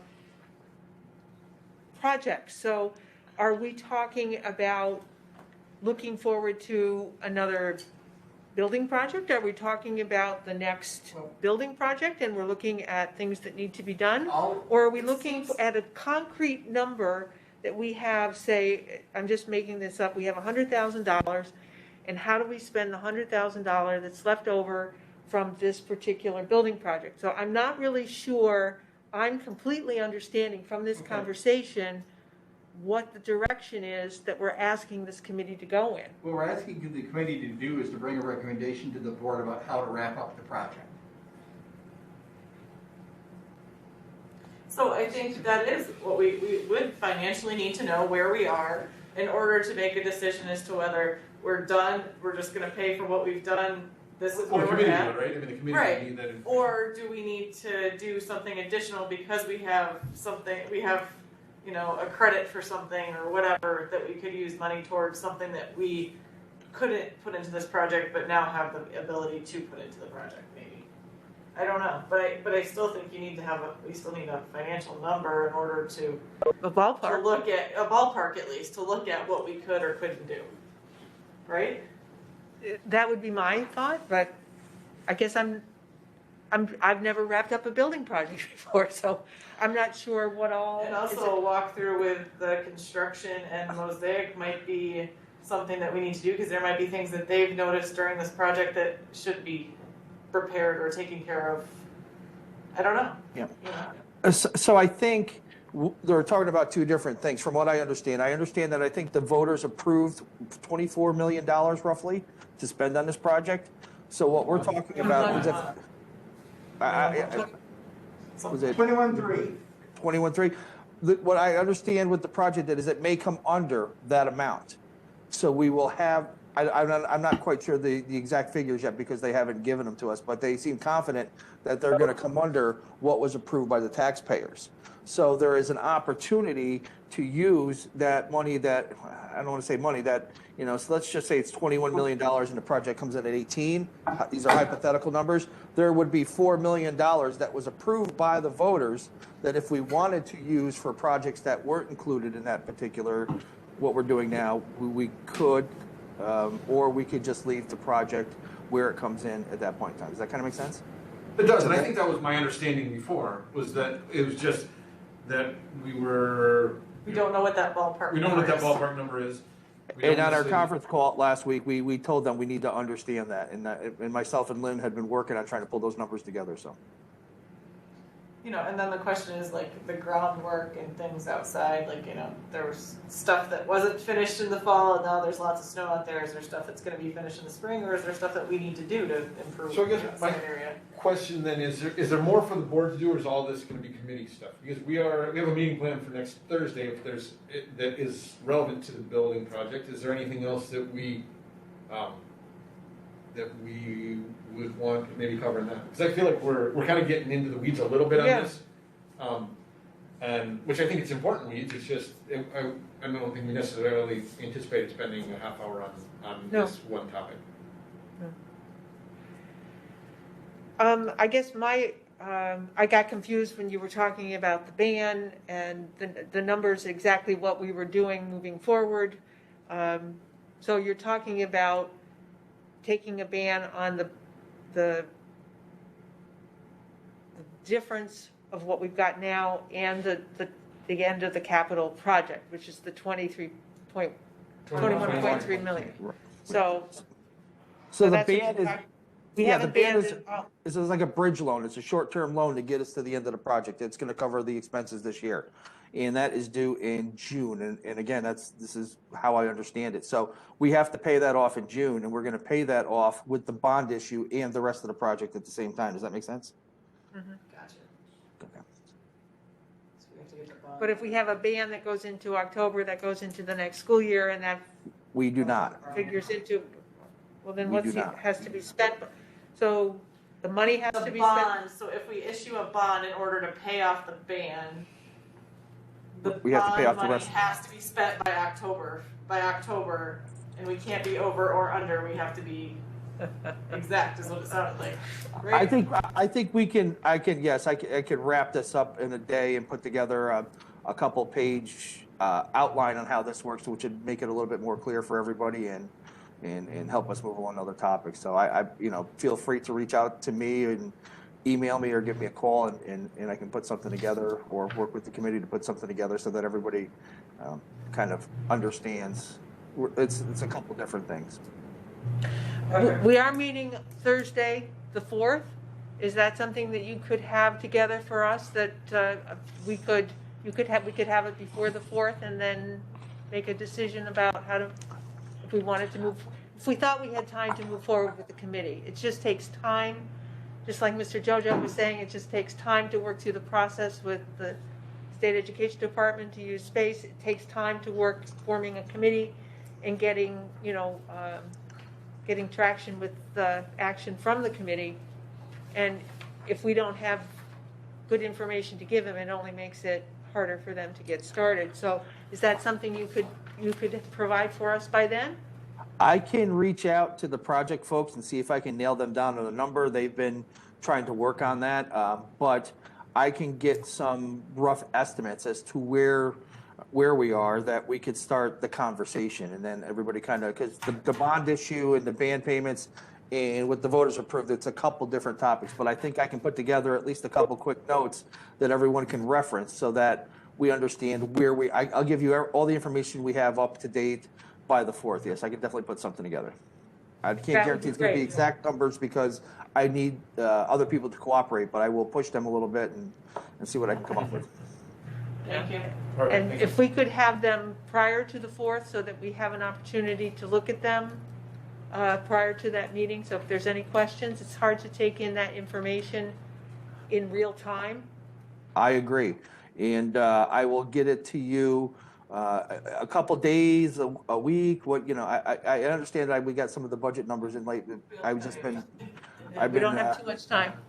Yeah, I know. But- So I'll get them to you. I probably, as soon as I can, I'll start working on this All right, tomorrow. And that would as be- soon as I get them, I'll give them to you. Great, that would be much appreciated, thank you. And then, so we will reserve the decision about moving forward with the public committee until Thursday, the 4th. Is that agreeable to people? Yeah, I think that makes sense. Thank you. Thank you very much, that's helpful. Okay, so, Dr. Glover, you had attached a copy of the 2021-2022, there's a lot of twos there, school year calendar. It's the BOCES one. Yeah. Is it just for reference? Well, a couple things I just want to make note here so that the board is aware of it. We will likely bring this to you for your approval at the next regular meeting. And in the calendar, let me find it here and get it up to peek at. In the calendar, there is a new holiday in that if you look at June, the Juneteenth is new. So it's a new holiday that's brought into place, which happens during Regents exams. So we'll see how that plays. So that ends up being the classes aren't in session on that day. The other pieces I'll just bring to the board's attention is that at this time, we're gonna be looking to ask to bring teachers in on the 2nd of September for professional development day number 1. And then have the traditional day after Labor Day on the 7th, be day number 2, and then have students start on the 8th, which is the same day BOCES will be having students come in. We have not done anything with parent-teacher conferences yet. Normally we have it on this calendar. That's in place. We just have some work to do about how we want to hold parent-teacher conferences next year. We didn't hold them this year. We did what we did virtually. No. If you contacted your child's teacher. Yeah. So I'm just Yeah. wondering why we're addressing it now. I would just address in the calendar. No, I know, with that though, on the calendar, we didn't this year. either. Well, at the beginning of the year, we did have parent-teacher conferences on the calendar at the beginning of the year. When we looked, and we ended up removing them, having to remove them off to be able to make sure we hit 180 days. Do we? Have If you 100? count if you count the teacher days that first week, it's not pupil days. Gotcha. It's in session days. So we don't have those days built in yet. So there's still some more conversations as to how that is going to look, or how that might look, or how we do parent-teacher conferences for next year. So just for items for the board to see, so they know. I do have that. I'm still having some conversations with Alana because they had a couple questions to talk about there. So there may be some changes, but generally this is what I currently plan on the calendar looking like for next school year. No snow days? Yeah, there's no days beyond 185. Generally, there's 183 instructional days, so that would give us 3. And then if we needed to use a lot of day, we've done that in the past too, as being a 4th. In there. So as long as we don't get 40 inches of snow, again, You never know. that's true. We'll go from there. Just so the birds are aware. All right, thank you. Roll. Moving on to the revised contract approval, entertain a motion to approve the revised occupational health services agreement between the Saratoga Hospital and Salem Central School District. So moved. Heidi? You second? Second. Bob? Any discussion about the amended agreement? No question? All those in favor of approving the revised agreement, please signify by raising your hand. Motion carries 5-0. Thank you. Dr. Glover, at least on my agenda, we have the approval for the revised corrective action plan. Did you want it to be action? Yes, please. Okay. Entertain a motion to approve the revised corrective action plan as presented. So moved. Second. Any conversation, questions? Actually, the one thing that was added was a timeline, and this corrective action plan, Dr. Glover, only addresses the core budget. It does not do the extra classroom corrective action plan. Will you have to update that one as well? We already did. Didn't have I thought we timeline? had already done that one last meeting. Didn't have timeline on it, did it? It did include dates on it, but it didn't have a separate timeline on it. It would be, it had phrases in there more often like, but in the 21-22 school year, the district will. Okay. Those types of phrases. That's been resubmitted into the district. I haven't heard back on, I'm gonna have to double check to see if I've heard back on yes or no. I don't think I have. Okay. All right, all those in favor of approving the revised corrective action plan, please signify by raising your hand. Motion carried, 5-0. The reopening plan. I know this is something that we have discussed a little bit as we've moved on through. We had the information from about using the shared space with the courthouse, darn. But I think that, I know, Dr. Glover, when we talked about this at the agenda meeting on the 16th, you said you didn't really have anything for us, but are you moving forward on any front with trying to get? We had I met with principals today, and we believe at this point we are going to be able to bring back pre-kindergarten, kindergarten students, and possibly all of our self-contained classrooms for 5 days a week starting next month. We just have one more thing we have to double check on transportation with the special ed classrooms that are there. But we're good for pre-K and K with the transportation. So we're looking at pre-K and K coming back full-time, and what was the other? Self-contained classrooms. Okay. And so we have 2 of those. And you said next month, like Yeah, Monday. like tomorrow? we're targeting for March 8th. March 8th. As a possible date. We have some things we have to look through.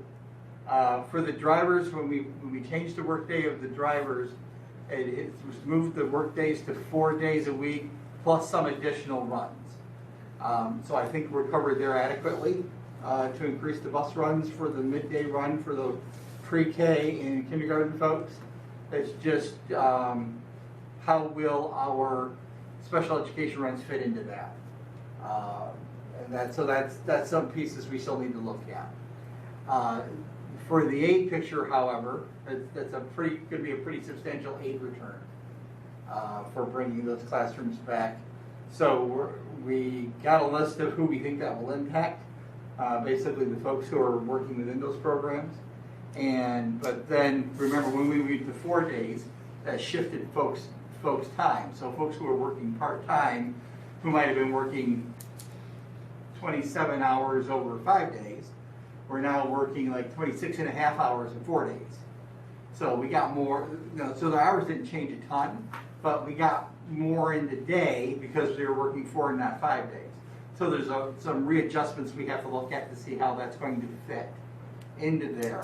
So when we get that figured out, that is going to require some board action for reinstatement because of the number of aides that are. And how's that gonna be, like, isn't there seniority with aides and things, is that gonna become an issue?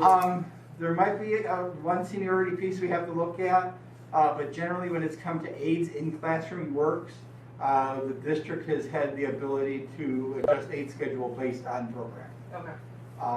So to try to keep that consistency over, a 5-day period. With that bus monitor piece, it's a little different because it's a bus monitor, but when we're talking about regular instruction in the classroom and an everyday piece, we're starting to have those conversations. So When you say full-time, you just mean 5 days? Well, with half days still, correct? For some folks, I mean, they'll actually return to their full-time schedule. You're talking about students, Jack? Yeah, for students. For is what students, I'm saying. yeah, we're So you're going back to still the just 5 doing days. the half days, Yeah, but well, 5 days as For opposed to pre-K, they're a half-day program anyway. Yep. Yeah, so they're really on their regular schedule, just a day short. Kindergarten, we moved to half-day. Right now, we're going to keep them in a half-day, but get them here 5 days Yes, a week. I just wanted That's to in- clarify, in because you there. said full-time, so I should just. Thank you, Jackie, because I Yeah, didn't take it okay, that way. that's good. But for those self-contained classrooms, they're here 4 days a week right now. And so we'll just be adding their 5th day in. At least that's where we sit now to bring them into March. The other piece that we're paying attention to is that there are some conversations happening, out of the state level, at the Department of Health levels, at the county levels, about what social distancing looks like. If that number changes to a small number, that changes everything. They're looking at 3 feet. Yeah, if we go 3 feet, you bring everyone, probably get everyone back in. I'm not going to say definitely, because we want to do our homework first a little bit. But if we are able to if it's down to 3 feet, that's absolutely a game changer for us. That's 3 feet with masks on at all times. Right? Yes, and that's 3 feet Right. with masks on, and but that also, you know? For everybody. For everybody all the time, because we're gonna, you know, be much closer, much more often. And then if we have to do a mask break thing, we're gonna have to figure out a different procedure than what we currently do, to put into place. So that, right now, we're kind of in bated breath with that. The CDC just did put out a change out here like last week, or the week before, but it didn't really change anything for us. I might have made some changes in other parts of the nation, but we're already doing those things. So, but if it changes to 3 feet, that's an absolute game changer. So we'll see what happens. And I wasn't kidding when I said to Mr. Jojo, I think you made the kids fit the building rather than the building fit the kids. I really do think that we need to do a real comprehensive look at all of our space here and know exactly how many kids we can get in here. Well, I guess all I can tell you, Ann, is I went around with a tape measure, measured off rooms, and Then show us. then Show us a map of the building and show us where you can get kids. You have floor plans. Show us where those kids can be and can't be. Right, well, also, I mean, we have talked about, I mean, we have potential other spaces, right? I mean, we have, I mean, there's schools that have used their gym space. We're gonna be out of winter sports here pretty quickly. And so there's other potential spaces. We also talked about the fact that, to the best of my understanding, that when we have purple days or gold days, we're not actually at capacity, right? We have half come. And so we'd also talked about the possibility of using those Fridays, right? Because we have lots of space here on Fridays. Lots of space here on Fridays. And the piece about, you know, providing resources to allow for that to happen, right? So if that was people who were in charge of remote students, so that teachers wouldn't have to do that, and they could actually be with students on Fridays. So. Yeah. I know we can't do it the same way that we've always done it, but I do think that we can do better than we're doing right now. I think we can get more kids here. I think we can have more contact for kids. I think that we need to look at the synchronous learning, and there are many things that I think that we can do a better job of. So perhaps on the 4th you can provide us, or even before, you know, this is the first that we're hearing about the increase for the young kids, which I think is great, but we have a lot of other kids that can benefit from being in school more than they currently are, and I'm concerned about them too. So we need to do that for all the students. So we look forward to hearing more things. Any other questions for Dr. Glover or concerns? No, I feel like, you know, this has been a board priority for months, really. Right. Yeah. And I think that's important even for our listeners to know. I mean, it's something that, you know, if there's a criticism for the board, it's that we have not been more directive. But the desire to move in that direction has been very clear for months and months.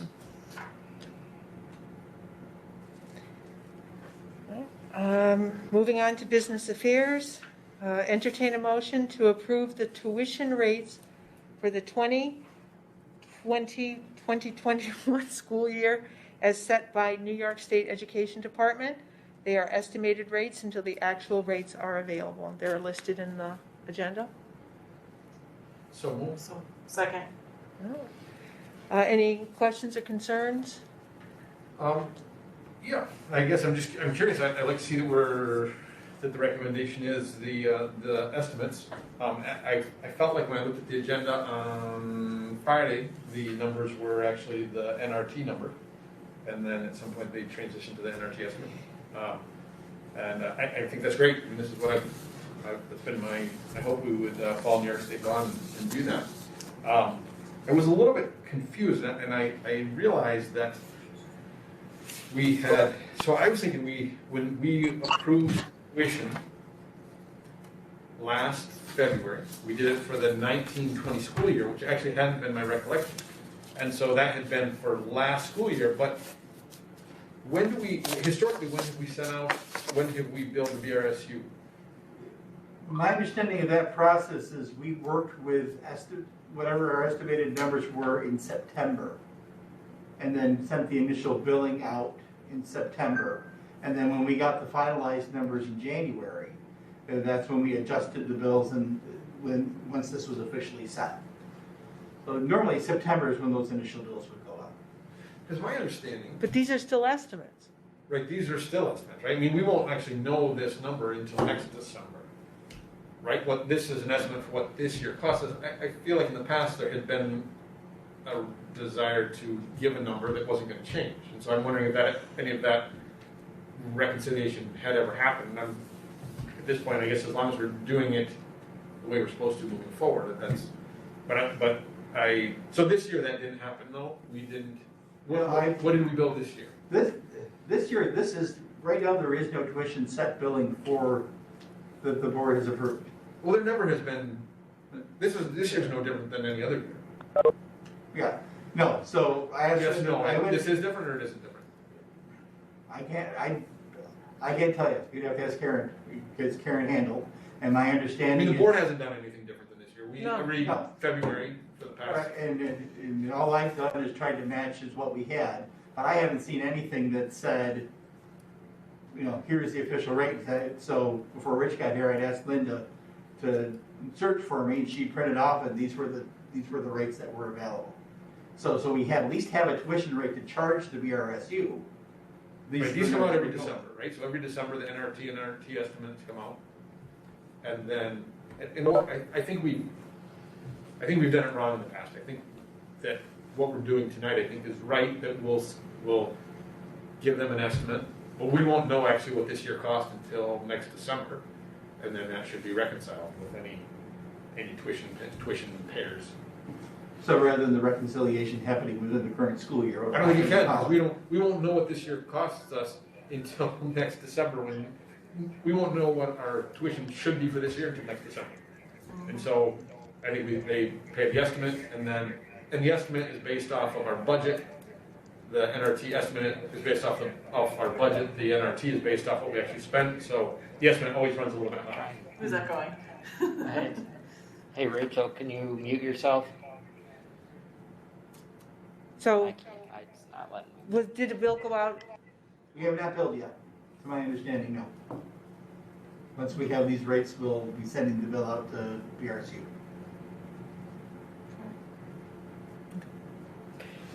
Any further discussion? All those in favor of approving the tuition rates as stated in the agenda? Estimates, please signify by raising your hand. Motion carried, 5-0. And actually, we had part of the discussion, next one, this is for next year. So the numbers would be different, but, one of the things I wrote is, a timeline for action and when are things built, because I wasn't clear, based on the conversations, when that happened. So, Dr. Glover, you're not sure when things We'll get it for you. get built? Okay, so that can come back up just as a discussion, or you could let us know in the weekly reports, however you. Text him, Diana. Lily. My house sometimes, right? No, so I think, that'll be, I'd be curious to know how, if we did it in one installment or two. I think our policy is for individuals paying, I think they pay 2 installments. 2 installments. Vague recollection. But we wouldn't necessarily know, although we're gonna have an order of magnitude idea in September what it's gonna be, right? So if in the future we actually did remember to send out that September bill, if that's what, right, I think it's a September and a December, or September and a. January maybe? January, maybe, I don't know exactly, but, But as I remember, is that some type of bill went out in September. And then once we did the approvals here at this time of year, that's when the adjusted bill or the catch-up bill or whatever that was, went out after this. now, so then that sounds fine, other than we always use the wrong number, right? We always use the NRT number, not the NRT estimate number. Right. And so it was always lower, we were always using a lower number, I mean, I think it makes sense. They tell us a maximum that we can charge, but we might as well charge them, so. So that's what Okay. the estimates, so we're using the estimates.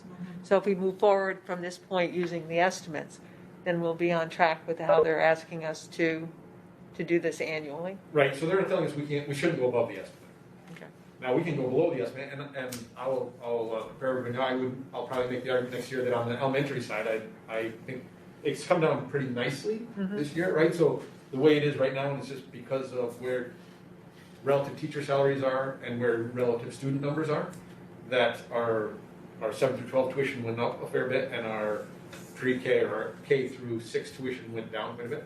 But I think that, I think having a low elementary tuition makes sense. We only have, so I get the Vermont discussions become a little bit less relevant because we have so few Vermont students now, and I'm afraid that trend may continue.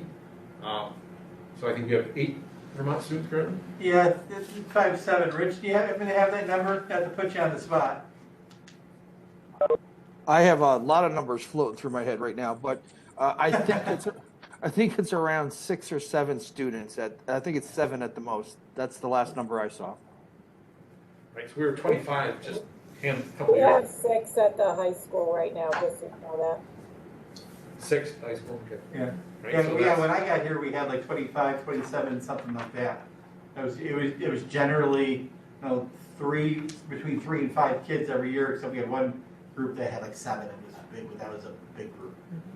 So my thought is just, I mean, I think if students don't come here for elementary, longer term, we're gonna struggle to have students continue to come here for 7 through 12. Mhm. And so if that was lower in the elementary, and then we go to whatever we can in the 7 through 12, because the town pays that, the Rupert pays that, or the middle district pays that. Yeah, they'll go with their peer group Right. over the location, yeah. All right, so we'll look for more information on clarifying how we're gonna move forward, just so that we're all on the same page about how to do that. Yep. Okay, cooperative purchasing program. All right, a motion to authorize participation in the cooperative purchasing program coordinated by Wishy-Bosse's for the 21-22 school year for the attached commodities, and if you looked at the attachment, it was 4 different food items for the cafeteria. So, Second. Any questions, concerns, discussions?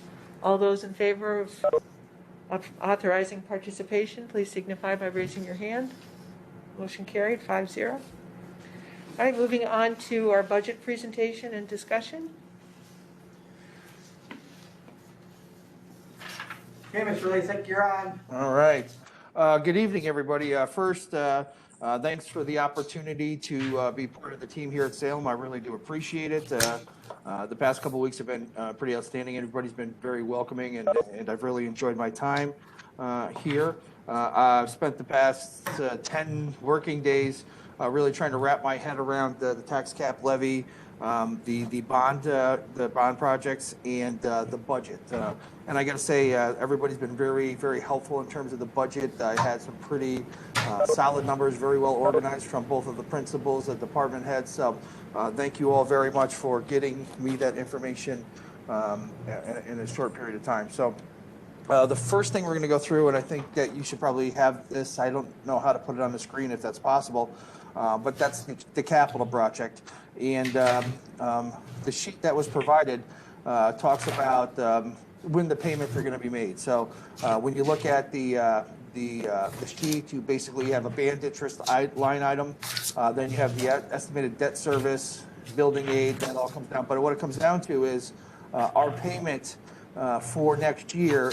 We have 2 options. We can pay it in June of 21-22 or July. Yes. Rick, flash me that sheet that you're talking about for the building project number, because we don't have anything that's labeled as a building project number. We do have budget presentations for page 5. So I'm looking at, I'm looking at the Undistributed debt service? the bond repayment schedule. And that first, so I'm looking at the budget presentation, number 1, the bond repayment schedule, and that's this sheet right here. We don't have that. We don't have that sheet, Rich. I believe that gives, so it's basically just an amortization sheet that shows all the bond payments per year, and it's broken down between interest and debt and principal. So, basically what it comes down to is we have 2 options when we're paying the bond. So the bond that we're going to issue in June of this year, we have 2 repayment options. I apologize. I thought. It was not included in the email nor did it come in the packet that was left on the table. So we're at a loss to follow you right now. Okay, all right, yep, so, Each of his screen, does he have, do you have it on your screen? Or do you just have it in paper? I do not have it on my screen. I'm sorry, I printed off a hard copy. And I apologize. I will get that out in email to the board members for you to look. But I thought you had it. I do apologize. So basically, it's just an amortization, how much we're going to have to pay every year over the life of the bond. And currently, we have two options. The amortization schedule is broken down into two pieces. One, if we pay it in June of 21-22. And the second option is to pay it in July, which puts us in the next fiscal year.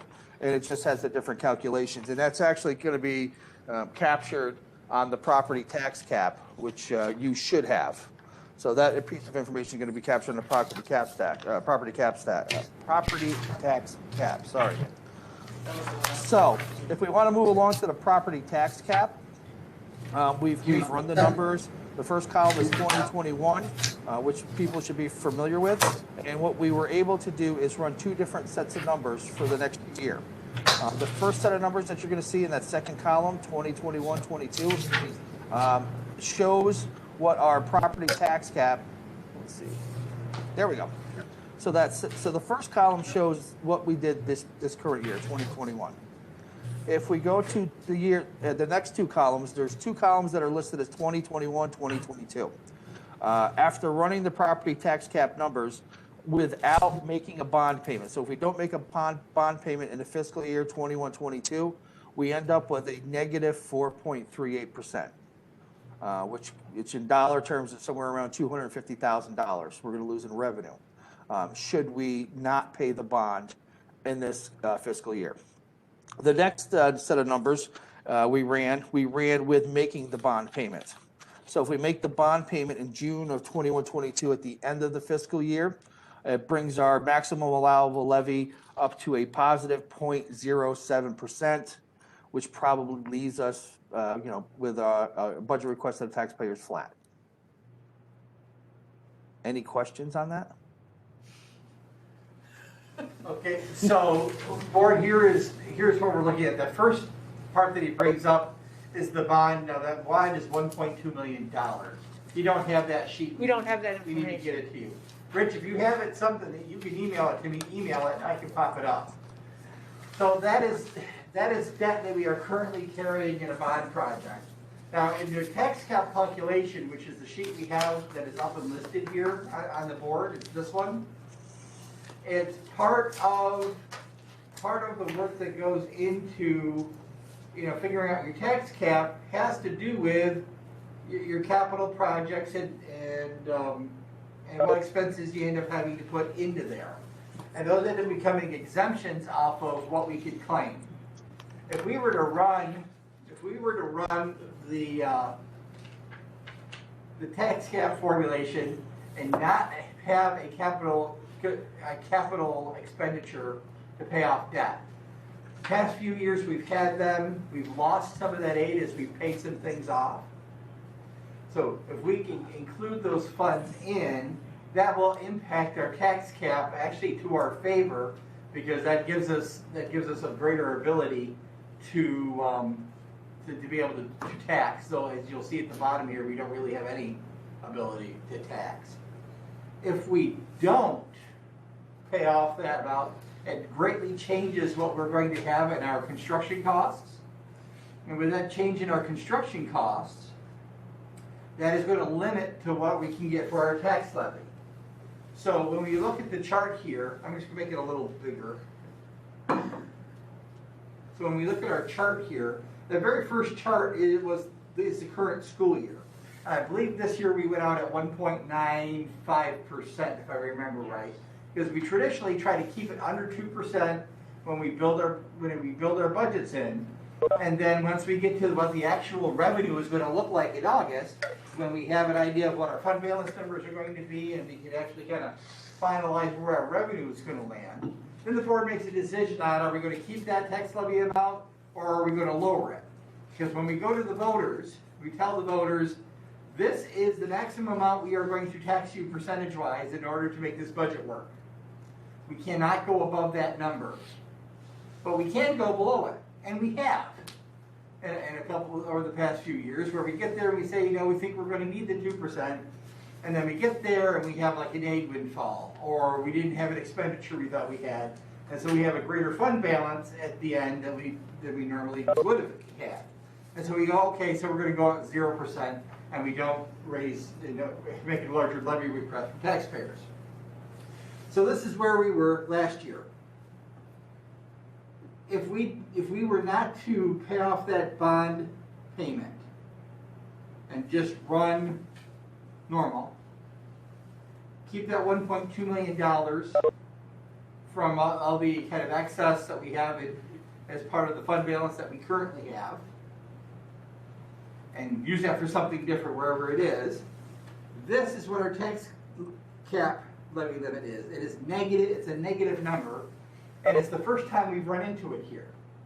It's actually the first time I've run into it.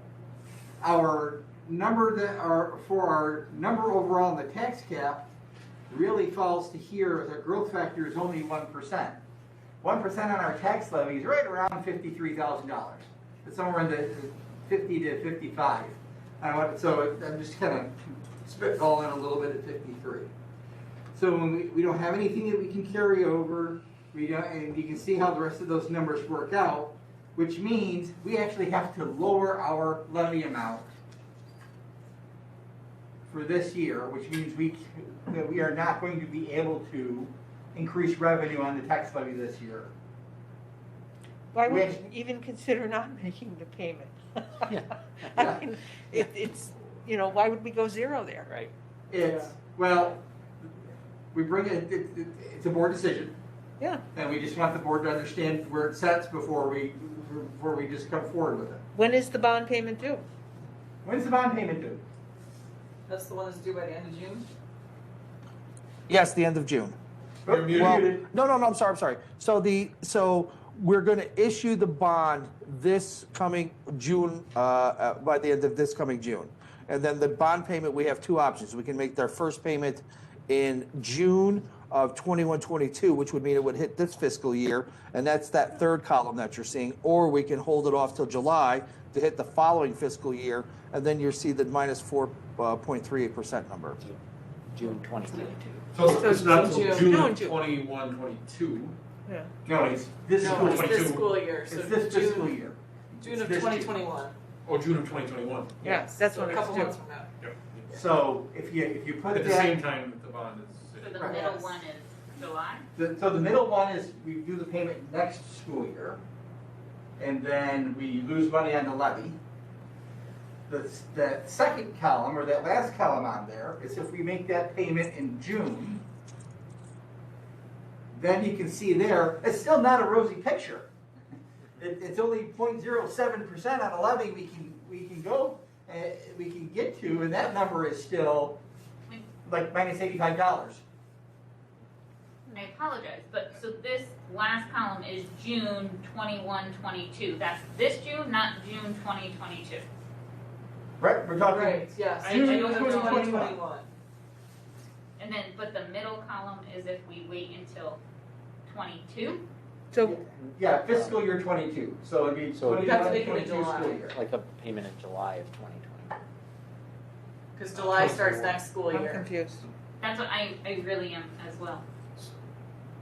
Because So can you clarify that, Rich, that payment is June of this year? So the last column is making the payment in the fiscal year 21-22. And I believe that payment would be. July 1st, That doesn't it? starts July Okay, 1st. so the first line is the current year budget that was already passed, so that's for the school year 2021.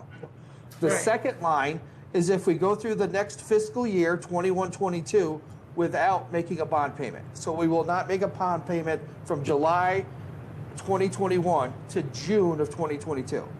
So we will not make a bond payment. If we do not make a bond payment from 21-22, that means it puts us at the minus 4.38%. Now, if we make a bond payment in the fiscal year 21-22, then we will end up at the 0.07%, and I believe that payment will be made in June 2022. Okay, well, you just said 21, 22 twice. Oh, I'm sorry. So if we make the bond payment this school year, which is fiscal 21, He said we were He said getting. we He's wouldn't. saying if we No. make no payment No. next year, starting July 1st, no Okay. payment, that's the Gotcha. middle column. If we Correct. pay next June, Okay. Next during year. next fiscal Yeah. year, it's Okay. the third we're column. good. So, Right. so I think you're exactly right, that's what he's saying, I question it a little bit because we need to know this information for this year budgeting, right? I mean, this is, budget's gonna get voted on in May, and it's gonna be on us promising to pay, 14 months later, or 13 months later, or We have. 25 months later? That's where we have the fund balance. From what I I'm just understand, asking clarity. yeah, so Okay. basically, we're determining whether we pay it in the fiscal year 21-22, or we pay it in the fiscal year 22-23. It's only a month difference. We can pay it at the end of June 22, and that is the third column.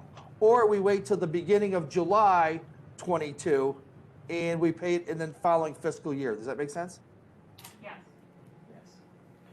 I So follow we're- what you're saying. Do we pay it June? It just surprises me that we're gonna make a decision in the next 2 months, based on a promise of a payment in Yeah, a well, year and a half. so, again, I think it's a matter of day. Do we pay it the last day of June or the first day of July? It ends up being in 2 different fiscal years. And this tax cap information has to be, what's that? It looks like a So this- no-brainer. Yeah, that's what we think. And this, yeah, it pretty much is a no-brainer. From a financial perspective, myself and Lynn both agree that we should pay it in the next fiscal year. Yeah, Okay. I mean, yeah. So we should pay it in 22, We just wanted to present you all the different information and options. Okay, just there. Don't think of school year, Right. it's fiscal year. Yeah. Fiscal year. Gotcha. Yeah. Okay. Okay, so we're So set make on the- paying that number next fiscal year, we will pay it. Yes. Yes. Yes. And Rich, I believe that's how you built the first blush of the budget, correct? Correct, that is correct, yes. The budget information that you have includes the bond payments being paid in the fiscal year 21-22. Too many numbers. Yeah, this 20s thing, we gotta get to the 30s quick because It's confusing. I have so many numbers, it's amazing. So, that brings us to the budget portion of my conversation. Now, I understand that this may be a little bit of a new format, and if you want it in a different format, I can definitely entertain that. And we're starting to work with WinCap. WinCap has an amazing amount of features, and I think in the past, these numbers were generated in WinCap, and then they were placed into some type of Excel spreadsheet. Had I had a little bit more time, I probably would have put together a couple PowerPoint slides just to highlight a couple of items. But this comes right from our accounting software, and it breaks it down not only by department, but by line item. So it gives everybody an incredible amount of information, an incredible amount of detailed information from every single line item that we have registered in our budget. And what you're seeing here in the first column is basically the budget account number. There's a description, and followed by the description, you have the proposed 21-22 numbers. When I built the budget, I took in all the information from the department heads, all the information from the principals, the athletic director, and I didn't make any changes. I took their numbers that they gave me, I built them in. And then I went to like current numbers, the BOCES numbers. Their budget isn't built yet, so I looked at the actuals that we're looking at this year. So anything I don't have a hard number, I used an actual this year, and I kind of backed into the budget. We also took a lot of the salary information that we had this year. We made some assumptions on potential raises and steps. We looked at all of the changes in retirees insurance and medical insurance. We did a whole big analysis on that based on the numbers we have, and we put them into this budget. So the numbers that you're seeing here, some of them are pretty much hard. Some of them are some estimates that we're going to wait on some further numbers, but this is a pretty good first pass for the budget. And what you look at is we have the proposed 21-22 budget. Next to that, the next column was the actual budget for 2021. And the last column is the dollar change year over year. So basically, if it's a negative number, the proposed 21-22 budget is lower than the actual budget for this year. If you see a positive number, that means there was more money requested in the next fiscal year than there was in this current budget. Everybody good so far? Fantastic. As we start to go down through that first section, the Board of Education, those numbers are pretty set, not much has changed there. Then we go down to Central Administration. Again, not much of a difference. There's some instructional salary increases, but those happen year over year. The next we go down, we start talking about some of the administration numbers and some BOCES services. Again, about a $5,000 increase, which isn't surprising. We have the next staff, which is legal contractual, which is our lawyers, online recruiting, which was a little bit of a jump. And again, this is a number that BOCES charges us. So this is an actual number from BOCES, and then public information, which pretty much stayed flat. Any questions so far? Then we get down to operations salaries. We have operations, materials, and supplies. Currently, there was a current $25,000 budget. That budget was reduced year over year for this year because of the fact that a lot of that has to do with cleaning supplies and stuff like that, and we weren't cleaning 2 buildings, so we felt like there needed to be a little bit of an increase. Maintenance equipment, there was a discussion about a floor stripper that had broke, and there was some extra money asked for there. Contractual maintenance is contracts, and again, that number came from the actual where we are this year. Maintenance and supplies, all these things, data processing from BOCES, there's a big jump, $18,000. That's taken right off the actual contract that we received about a week ago from BOCES. So that accounts for that big jump in the budget. You look at, central services, the BOCES numbers jumped pretty significantly this year versus last year. We get back down into the next column, unallocated insurance is up, and let me see. That's it. So special items, contractual, that's about $15,000. So the general support total of all those sections I just discussed is about $87,000 higher than it was last year. Okay. So now we go into the instruction portion, and we start looking. The big number that you're going to see here is the research and planning. That $40,000 that is over this year versus last year has a lot to do with the COVID precautions that were put into place. BOCES provides us with all the masks, all the hand sanitizers, all that stuff that was not budgeted last year. We decided to budget for this year. That $45,000 was our actual expense from BOCES for the foggers, for everything that they provided us COVID related. That $45,000 was pretty much the actual cost that we paid. So that's the money that I put into the budget for the next year. So that's why you're seeing a significant increase there. As we get into the teacher salaries, some of them are minus, some of them are positive. Where you see a reduction, that's accounting for some retirements that we have. Where you see positive, that's just steps in anticipated increase. That's contractual. So you have some minuses and pluses there. You go down to BOCES, the same thing, special salaries for special eds. So we're going to see some reductions where we anticipate some changes in staff and personnel. We go down to the next page. You have conferences, tuition, special ed, that dropped significantly. And again, that I believe that came from the BOCES number. The 79,000 that we're over are under again, straight from the BOCES numbers. All these numbers are coming from actual contract bills from BOCES that we received last week. So I just took the actuals that we paid this year and anticipated it for next year. In about, I want to say 3 or 4 weeks, BOCES is going to get us the real actual numbers. They're in the process of actually building their budget too. So once they create their budget, understand where the governor's coming from, they'll get us real numbers and they will be plugged in and we'll have a better idea where we are. Okay. And then we have instructional media. That's about a $4,000 difference, nothing there. We get down into some other salaries, attendance, guidance, counselors, some materials. There is a big jump in the guidance counselor, instructional salary guidance counselors. That's because there's now, I believe, 2 salaries in there instead of 1. I'm not quite sure how that was budgeted last time. We're looking at, we go down, instructor psychologist. There's a little jump that has to do with steps and contractual increases, as well as the stipend. As we continue to roll down into page 4, we'll see that the total instructional, all the instructional dollars were, after we add the pluses and minuses, we're about $8,000 less than we were last year, so we were able to keep that number somewhat flat. So that's pretty good. Questions, thoughts, comments? I know this is a lot of information and numbers. Trust me, they're running through my head. So we go to transportation. On that one, I guess maybe I have my pages mixed up. I see the bottom line there is the 8,000 less. Yeah. But I don't see, when I look through, I don't see many negatives. I see a lot more positives. So let's see. What were the? There's a big one in the instructional.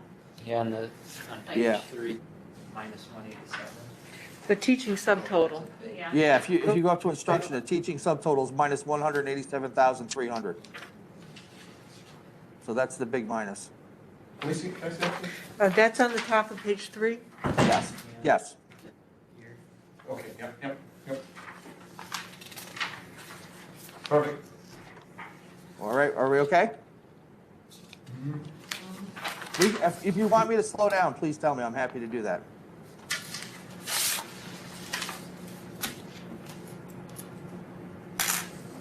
Nope, we're good. Keep on. Yep, okay. So then we go to pupil transportation. Again, non-instructional salary business, we're under about $46,000, so we budgeted a little bit less. And again, that came right off of our payroll information out of WinCap. So transportation's down about $33,000, so that's pretty good. Employee benefits, again, these numbers came right from the calculations that we were provided from the teacher's retirement plan and anticipated raises or anticipated increases in the cost of retirement. The Social Security, workers' comp, all this stuff, in addition, a lot of it came from BOCES. They provide a lot of this information for us. So that information is straight there. And again, we're looking at a little bit less money in the employee benefits. And I think that has to do with the fact that we are having a couple of retirements. What we're going to see is any savings from the employee benefits are going to be lost in some of the retiree benefits, because those are going to increase as these folks retire. Now, as we get down to debt services, this is where we're talking about the bond payments. So as you see here, and we'll get to the end, we have the EPC principal, which is the energy performance contract. So that's about a $57,000 bill that we're going to have to pay. The serial bonds new. This is the principal payment that we're going to pay this year, the 21-22 fiscal year. So that's the principal on the bond payments that we're going to issue this particular June. The bands, which is the 1-year loan that we took out to cover the short-term cost. I think it's 1 year of the short-term cost that's due. That's about $90,000 that's going to be due, and that's strictly interest. So what we're doing is we took an interest-only loan out for a year to cover the construction projects. We pay the interest, and then at the end of the 1-year band, we have to pay back the principal. So that principal is going to be covered in the bonds, the serial bond new column above. Does that kind of make sense? Energy performance contract. When we take out any type of bonds, we have to break it up between interest and principal. So the EPC principal, we paid $57,933 in principal. The interest is $26,103. When you combine those two together, you get the total payments. Okay. Underneath it, the serial bond interest new. So the total number is $1,111,000. Again, the principal for the new bond that we're going to be issuing and paying in the fiscal year 21-22 consists of the $858,000 in principal and $253,484 in interest. And then there's some other miscellaneous debt and principal interest that we have for a couple of small projects. The track debt is listed there at $35,000, another small payment that we need to make. And again, the track debt is $35,000 payment. That's a straight payment. We have about $10,000 in interest that we're going to need to pay, and that brings us to page 5. So when you look at page 5, it brings us down to the total general fund budget for this year. So where we're at right now in terms of 21-22, we've got about $15,421,633. That's where the budget is right now as the first swipe. The actual for 2021 was $14,122,000, which puts us over last year's budget by about $1.3 million. It sounds like a lot of money, but 1.2 million of that is coming strictly from the new bond payments. So that puts us, if we take out the bond payments, we're looking at about $100,000 gap that we have from the 2021 budget to the 21-22 budget.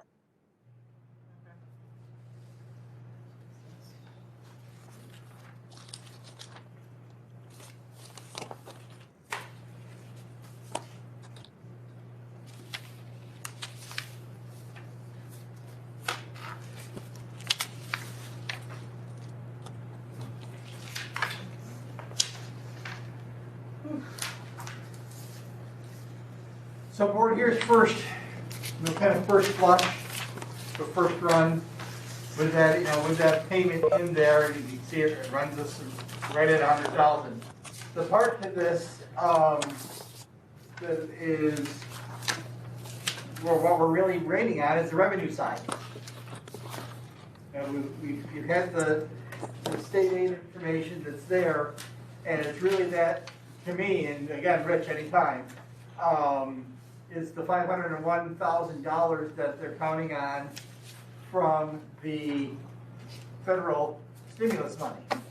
If that money shows up this year, we're within the realm. If that money doesn't show up, it changes some things. So on the revenue side of it, there is still some concern, and we're still kind of waiting to see where things go. And we'll see what happens there. Another piece that'll be coming at the next board meeting is a little bit more close look at the program budget. And with that, it's, the board has talked and we've been administratively focusing on what do we do to support the students who need support academically, social, emotional, health, and otherwise. In the upcoming school year, and what plans do we put into place? So we're working on what does that kind of framework look like and plan it together, and then what type of impact might that have on a future budget, which would be also part of it, for the board for consideration for the upcoming school year. So those are kind of where we're headed.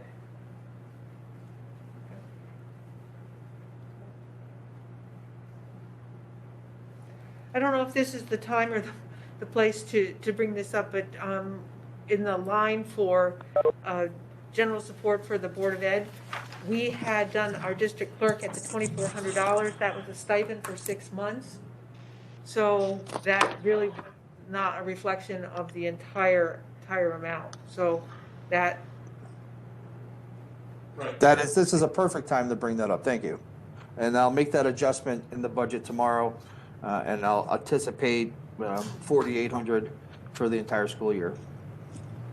Also, like the transportation piece, right? I mean, this was an abnormal year, so right. we wouldn't want to base too much off of an abnormal year. Right.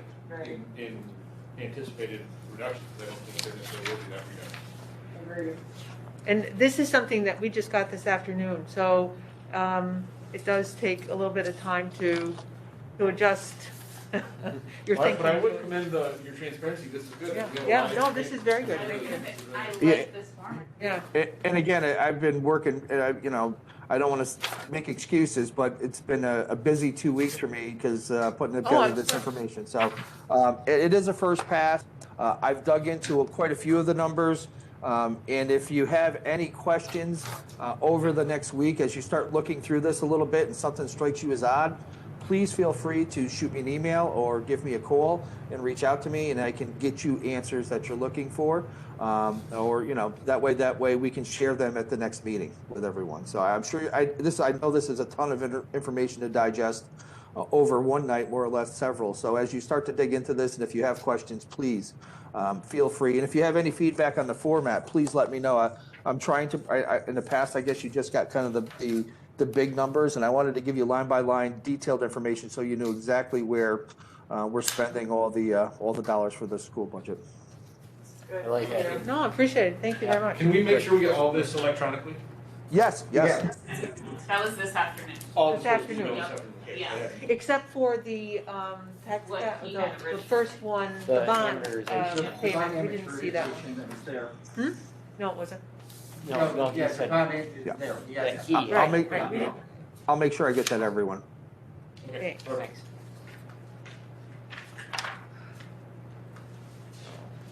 All right, news and notes. My goodness, people have waited a long time for this particular one. Thank you very much. Whew. Ms. Vieira, are you still with us? I'm here. And it was so nice to see all of you in person this evening in the hallway. So how are y'all doing? I hope you're okay. I have a few things to share for news and notes. One of the things that actually Amy Hoffer, Amy Tiff, myself, and pre-K and kindergarten have been working on making our online registration for pre-K and kindergarten for next year. So we're trying to streamline that whole process. We're talking and still talking about possible virtual open house, what that might look like. So we're still trying to put those components together, but we are literally tweaking the last few things we need to do for the online registration. So we're kind of excited about that, pulling that paperwork piece out. You'll see later on in here, there was a letter submitted for donation for Whalen Chevrolet, Puppets in Education. Apparently every year they give this out to random school districts. We were chosen this year. And the hope is that we're going to be doing, they're going to do actually 2 for us because of our unique situation with our hybrid model. So they're going to do worry and anxiety for our kindergarten through 2nd grade, and they're going to do kindness for our 3rd and 4th graders. So we're really kind of excited about that. I reached out to some of my teachers and kind of said, what are some things that maybe you want to share with the board? Because, you know, everybody's classroom is really unique.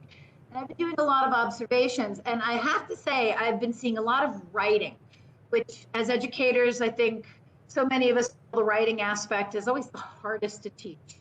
And the writing that has been going on in these classrooms is absolutely amazing. 3rd grade has been doing descriptive writing.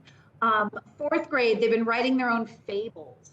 In 2nd grade, Miss Mandy Riddler sent in how her kids have been creating writing with the idea of if I were a superhero.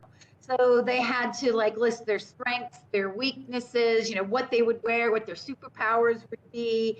And, you know, they've been editing their work and just really building on it. So it's so exciting to see them still doing these great projects and really diving in, and seeing that writing is just amazing. I'm really proud of all of them for that. Valita shared with me about, you know how every year they do the K through 2nd, they do reading night. Well, we couldn't do that this year, but that amazing team still put together a virtual snowman themed reading night for our 1st and 2nd graders, and they got to enjoy a couple of read alouds, and they even had like a treat of hot cocoa. It was really kind of a cool thing that they did, still bringing that to the community. I thought that was great. And then the amazing and talented Miss Karen Fraunhofer, who is always doing something for our students. Her 4th grade library class has been listening to books that mix fiction and nonfiction. The purpose is it's going to lead to a project where students are going to be researching a topic and then making their own storyboards, mixing fiction and nonfiction. So I think that's pretty cool. And then her 5th and 6th grade classes are using databases from our library database page to solve clues.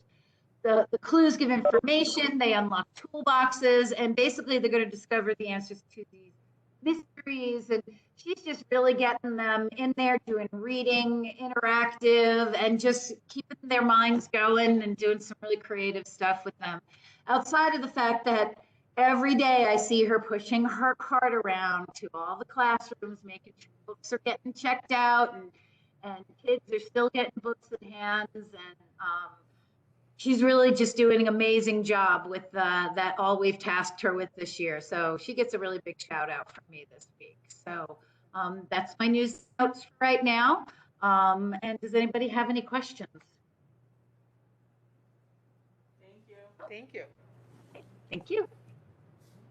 Ms. Adams? Good evening, everyone. Good evening. So actually, I have quite a bit to share with you.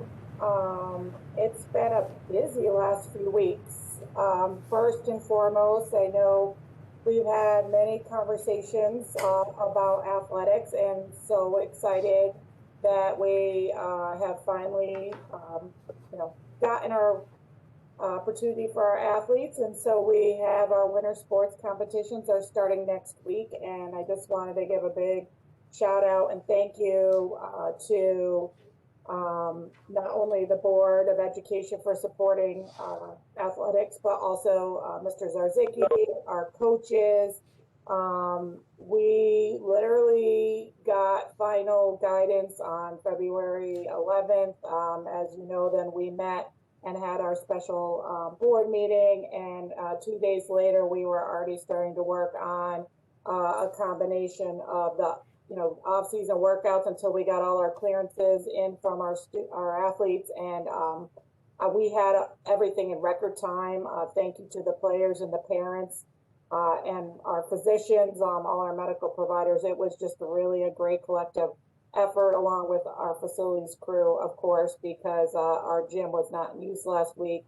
So we made a lot of accommodations, and there was a lot of flexibility. So very exciting. Our athletes are very excited. Our coaches are excited to get started. We have a jam-packed schedule, so check it out on Schedule Galaxy. As you know from the plan, unfortunately, we are not able, per county guidelines, to have spectators, but we are working on some possibilities of live streaming. So Dr. Glover has helped us out with that. So he's working on that end while we kind of work on all the other logistics of the athletics piece and the preparedness plan. So really excited. We are actually still in the process. I think we just about have it all complete, but I know we were able to, some of our coaches and Mr. Zarzicki were able to work with a few local schools to add a few games to the schedule. So you may still see a couple changes and updates in the next day or two.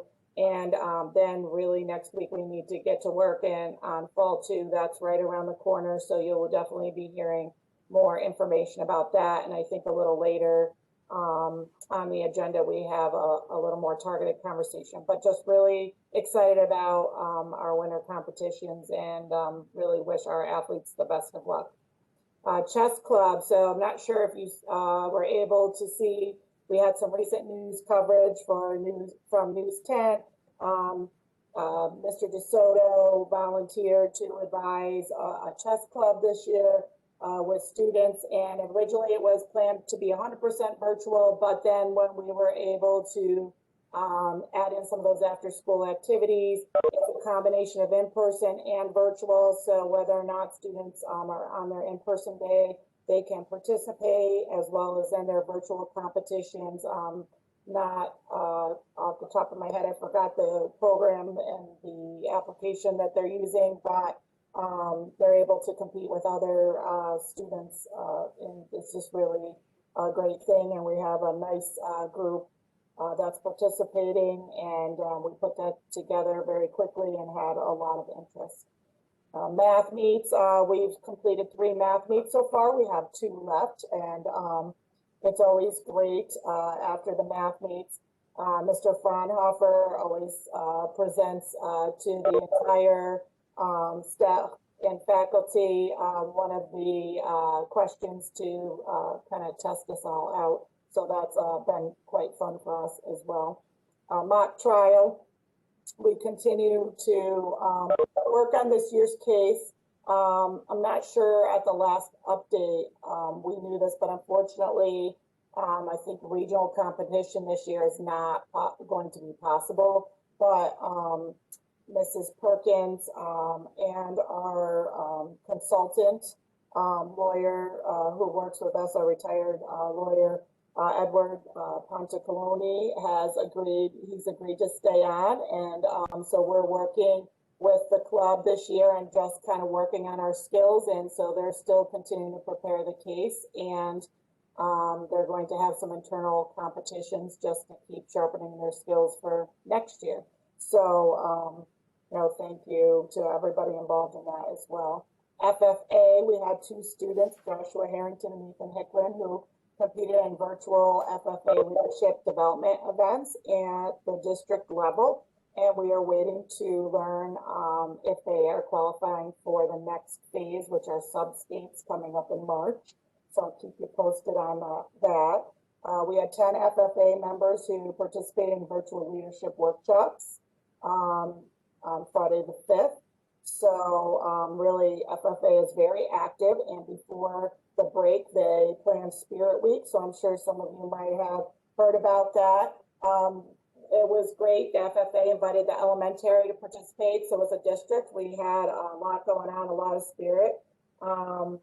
And so along with our spirit themes of different dressing up and then having our pet stuffed in Real Pet Day on Friday, we had a great photo event with that, but also there was a fun competition among grade levels. So a high school grade level, a junior, senior high grade level was paired with an elementary grade level. And so they competed to see who could bring in the most items for the food pantry. And we collected 785 food items to donate, to be exact. It was very exciting. The kids really loved the competition. And we had a little surge right at the end. So definitely was a nice way to lead us into vacation. And just a couple of notes on just kind of the building end in general. Our environmental science class has the opportunity to join, has been invited to assist with restoration of the Battenkill River. So Mrs. Parker and actually Mrs. Maxwell and some of her ag classes are going to join into that. So they're going to work with some of the local organizations in that restoration. So as we get more information, I'm sure you'll see photos posted about that and a little more information. So it's really great for them to participate in that community effort and some support by some national organizations. Our student teacher is finishing up in social studies, and he's going to be dual certified in special education as well. So he'll be joining our special ed department in next week, I believe. And finally, 2 last updates. I know I have a lot. Usually I don't, but we're just really in action now. Sweetheart and Heroes, I know some of you are familiar with them. They've come and talked to our students. We had the opportunity this year, Mr. Rapp, our health teacher, and PE, junior high, he's teaching, is working with Sweetheart and Heroes. They have a virtual Introduction to Hope series. So if you know anything about Sweetheart and Heroes, and they have some information on their website, they kind of took some of their in-person presentation into interactive videos, and students use Flipgrid and make video journals, and Tom Murphy and Mr. Rapp kind of participate and interact with the students on those. It's a great support for social emotional health right now. And we're also implementing that in our high school health class. So just a little way, we can't bring in some of these exciting groups to come into school, but to try to tie them into some of what we're doing in the classroom. And last but not least, we have some senior recognition going on. kind of started out as almost like an ad hoc group. And so some of our teachers have gotten together and kind of made some plans to just have some periodic little fun ways to celebrate and recognize our seniors. So recently, before break, for example, we had a little hot Coke bring-in before, during homeroom, students could stop in and grab a hot cocoa to go and a pastry or breakfast treats. We just put up, I think it was probably a couple weeks ago, we put up a wall recognizing our seniors. And so we're kind of just looking at doing a lot of nice little recognitions for the seniors along the way, just to kind of have a little countdown and honor them, because obviously this is a senior year like no other. So as those go along, we'll kind of keep you updated, but I know they thought that was exciting. And also our remote seniors were able to participate. We gave them little goodie bags that they could pick up out at the door. So just a little nice kind of feel good thing for our seniors, because we want them to make sure that they know how much we appreciate them and kind of recognize them as a nice send-off. And that's it. So it was long, but really exciting for us that we have a lot going on. Sounds it. Thank you very much. Dr. Glover? Thank you. I am happy to report that the state has reviewed our application with the BSNHN, remember our community mental health, and has approved that application, with the exception of they needed a better view of the room because the picture I sent to them had the room filled with stuff. So thanks to Paul Yakovic and his crew today that got it emptied out for me and cleaned up again. So I sent pictures in to there. We have a nurse assigned to us from the organization that's going to start up, and they're going to try to fast track us in a couple weeks here. We can get started. So it's been something personally I've been working on probably for 5 years or so, at one point with Cambridge and Greenwich, on bringing this type of service into the district, and then this came up here last year, so it's finally here. So it's nice to have it, and then it'll be a nice addition to the community, and especially for our students and our families to have that type of service right here at the school, to be able to gain access.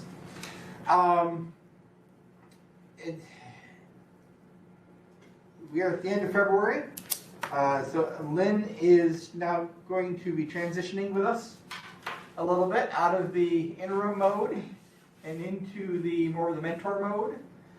There, we're working out some of the details. We had a little bit of a conversation today. Right now, we're doing more of an hourly rate based on her daily pay to see how a lot of phone and a lot of consultation back and forth to help Rich out with the upcoming work, and we're going to talk next week to see how that feels before we set anything more set and permanent. So Lynn's in the transition phase to transition out, and as you can see, Rich tonight has stepped up to do nothing like, hey, here's day 11, it's time to do the budget, ready, go, to get started.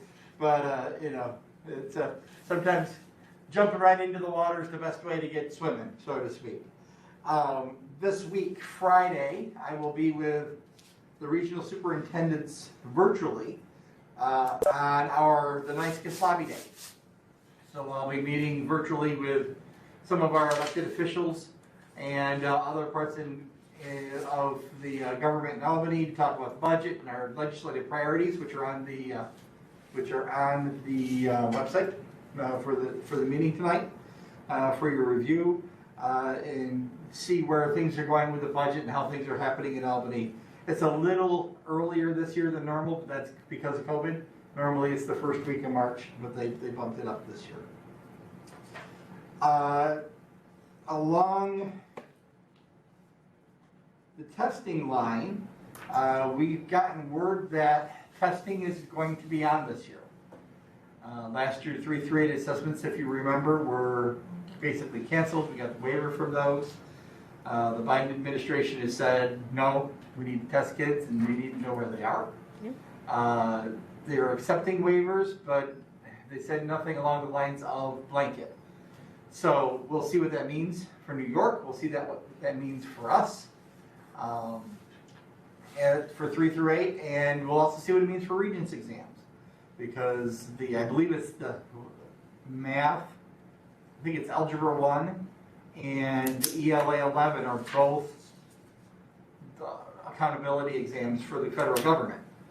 So those may be exams that continue to move forward, but we'll see what happens with the rest of the testing regimen as it moves forward. But it looks right now that testing is going to move forward. I have no idea what that might mean for us or how the community might react into that. But we'll see what that means. But know right now that we're looking at 3 state assessments to be a real possibility this year. And just as a quick follow-up item, we do have our builder's risk insurance in place. We were able to get the last set of quote. We're getting ready to execute that now. So we'll have that in place here for the project. Short and sweet. So, thank you. You're welcome. Board conference reports? Okay, all right. And then committee reports. The Equity Committee has been working on just trying to come up with a statement about equity and how it should be reflected here at Salem School. We are in the process of trying to get something ready for the board to consider, and then we're going to be looking at some policies. So the work continues. So people seem to be very invested in the process, which is nice.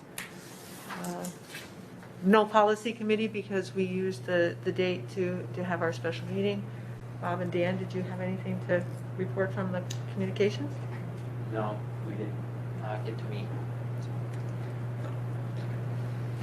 So, but we'll be hearing from you soon. Yes.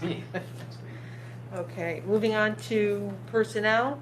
Entertain a motion to approve the appointment of John Thrasher as varsity boys track and field coach for the 2021 school year. So Second. Any discussion? All those in favor, please signify by raising their hand. Motion carries 5-0. Entertain a motion to accept the resignation for the purpose of retirement for Lisa Hanson, effective July 1, 2021. So moved. Second.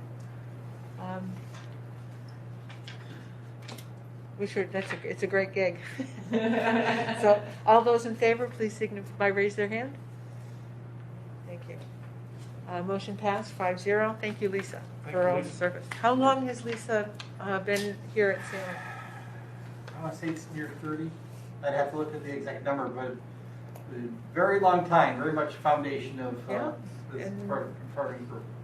There'll be a lot of new faces for next year. That's great for the people who are retiring and new faces, but it is the way. Okay. Moving on to the next item, which is the WADA MOA.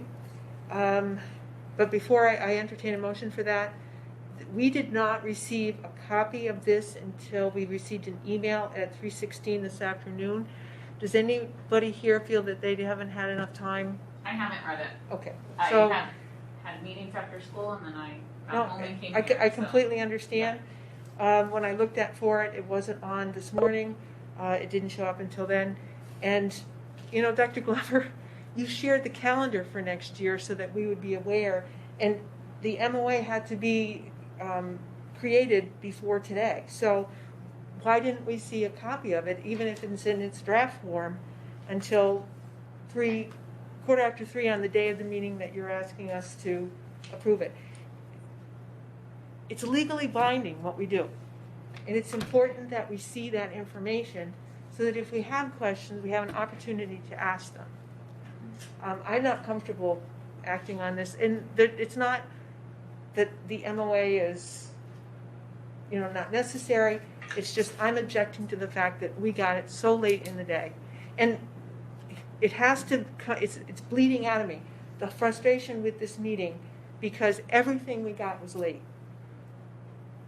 Your own schedule said that this should have been active on the 17th. We didn't see it until the 22nd. I mean, the whole thing about this meeting, all of this information, and look at our meeting. It's 5 minutes after 9. We've been struggling with stuff because we didn't get the information. So this is something that will have to be moved to another meeting.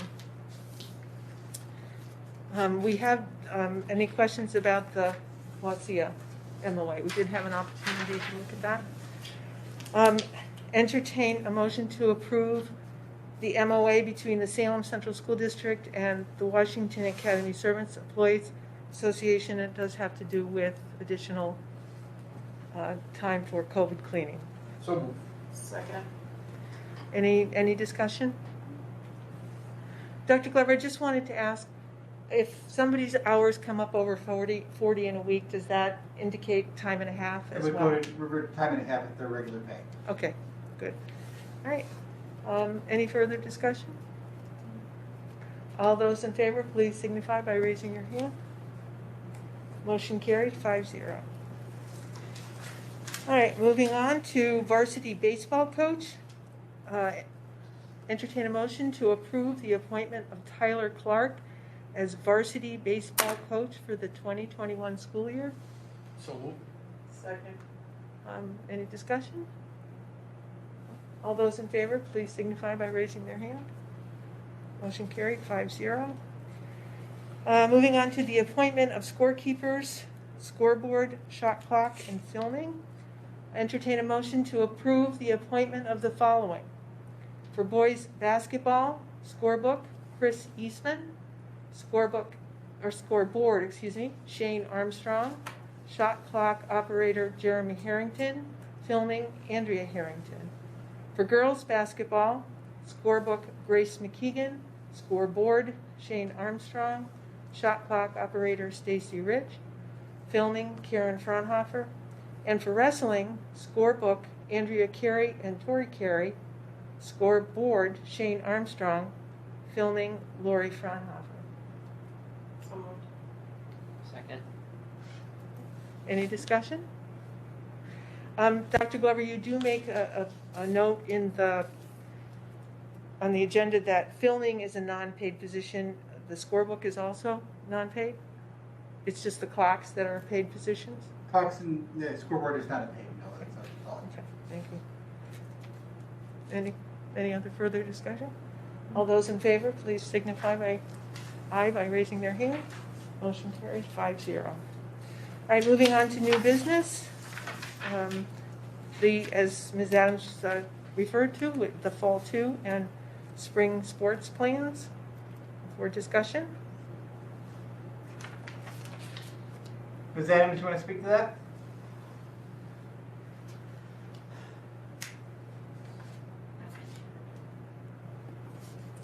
Ms. Adams, you want to speak to the fall 2 and spring sports? Oh, okay, I'm sorry, I was just talking to the guys outside because it was a little noisy, I apologize. Do you want me to, okay, so I guess we'll see how much information you want to have. For fall 2 and spring, because those are not high risk, I believe at this point don't have to formally have a preparedness plan. We did draft up a plan similar to basketball, and really the differences, and I know if you would like me to go through it quickly, I have a copy. Dr. Glover can put it up there, but really the differences in that are we're still waiting. It will be a league decision about fans at fall 2 and spring in terms of spectators. Possibly there could be a limit on those. There was an AD meeting today, and they're still having some discussions in the league as well. I'm not sure when the next league meeting is. I'm sure it'll be coming up for next week since fall 2 is right around the corner. Dr. Glover, I think, could speak more about the field situation. But right now, as we know, I think we had a discussion about this last time, that the soccer games have been scheduled for Golden Goal. Field hockey, Coach Rich and I spoke this afternoon, and the scheduling for field hockey works a little different than soccer, so their scheduling is still in progress for field hockey, and the location of those games is really going to depend again on our field situation and who is participating. in that, because field hockey, obviously, the schools, we don't necessarily have a lot of schools right in our local area, so that we're still working on that. I think, football will be dependent on, I think, what's going on with Cambridge, and since they are the lead school. So we are still, we have not seen that would require a preparedness plan that's considered high risk. And so if Cambridge moves forward with that, we will share that plan with you when we get it. Thank you. So I'm not sure exactly what you were looking for. I'm not sure if that was helpful or if you have other questions. I apologize. No, that's fine. Just, I think, an update on. So field hockey, like they're allowed to participate and play in others, like at other, Schuylerville has turf. We can play there if it's available. Right, and that's what Coach Rich and I discussed today. I know Hoosick Falls is it Ephraim's, I believe, as there are some games that are being played by some of the schools down there. Obviously, our first choice would be to play on our fields, but Coach and Mr. Zozicki are looking at other options just in case. So I think we're going to have to, kind of take a little bit of a risk and look at kind of the forecast, and we're going to have to, once we commit, we may, if we commit to other fields, then be locked into that. So it's going to be a little bit of a gamble either way. Hopefully Mother Nature will cooperate with us for our fall 2 athletes. So the other thing is, Mr. Zarzicki will start working on getting the signups for the fall 2 going. We anticipate still putting out the same kind of consent for signature that we put out for the winter sports, just confirming, the awareness that there is an increased risk of, of COVID and or with the additional contacts and traveling, and what our expectations are. And we will share a plan with all of our coaches and athletes in terms of what the expectations are, very similar to that high risk plan in terms of what we would expect for practices, whether, they're in, that we couldn't have to have some practices indoor on occasion, whether they're indoor versus outdoor, traveling, all of those same considerations that we would have, and those will be shared with our athletes and families as well when it comes time for the sign up. I have a question. Fall 2 starts in a week and a half, is that correct? Week. Yes, I believe that we're eligible to start, officially. That would be, I think, March 8th. I thought I heard the 7th, but that's a Sunday, but maybe it's just because it's the beginning of the week. But there is a little bit of overlap. Obviously, that's the basketball. We'll still have basketball and wrestling going on. So there'll be some overlap possibly, and overlap of facilities depending on what the weather is like outside. So we're going to have to kind of be, I think our coaches have been great and very flexible. So I'm sure we can work through that. And I believe that there are some, I think there'll be some waivers in terms of the amount of practices. I know that the soccer games are up on schedule at Galaxy right now. So if you're interested in looking at what those games, that's the current schedule, that is, most likely subject to change if some schools pull out or can't play. And we changed the basketball schedule already this week, but there's a tentative schedule up there now. And again, once we get field hockey kind of situated, we'll put those up as well. So I think we'll have more information next week. Certainly, if you like, I know that the special meeting is more focused on the gym situation, but certainly if you like, I could give you, I think we'll have more information on Thursday, by next Thursday, in terms of where we're at with that. And it's really, there's just a lot going on with winter, was so quick, and we're just kind of trying to wrap that up, everybody to leave, we're just scheduling all of that, and I think we'll have more, kind of firm understanding of what's going on next week. And probably shortly thereafter spring, but I think spring, you know, the weather will be more in our favor, and I think it'll be more of a traditional looking season as far as it sounds like, aside from some of the COVID restrictions. Thank you.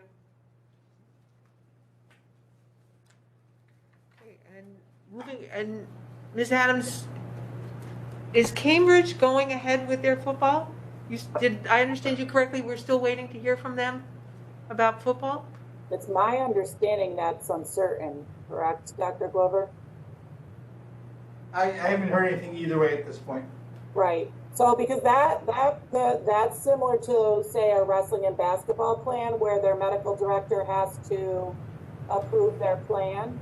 So, you know, similar to, you know, it's probably more of a similar risk to, say, a wrestling. So I think there's a little more to it. I think their doctor, they have a different medical director than we do.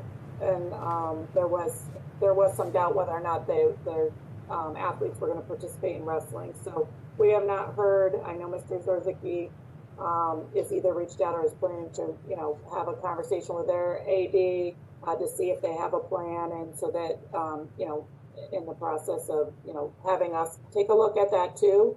So I would think we'll have more information about that as well by Thursday. Somebody just said that Cambridge approved it at their board meeting. Yeah, I was just gonna say, I'm pretty sure the last one they approved all high risk. Okay. Right, so it's just a matter of getting the plan now, and I guess, you know, I guess we could either discuss that now or in the future, next week, we're moving forward, correct? Same as wrestling and everything else, we would, well, tentatively, I think, based on the plan. I just was see that plan first, similar to the other plans, or what are your thoughts on that? I mean, would we just follow their football plan as far as, right? I mean, it's I would their think so. program. I'm I think they assuming own the their plan. wrestlers follow our program. I think they own the plan, and we would have to sign into their plan, just And like then the wrestling. some of our stipulations that we need to transport and whatnot. Right. Yep. Because the form that was attached for football does indicate that, just as we did for basketball and wrestling, it does require board approval to move forward with football. Well, Sorry, I'll just- find out for that Thursday meeting, if that's okay with you. So we're having a meeting next Thursday, correct? Your special meeting?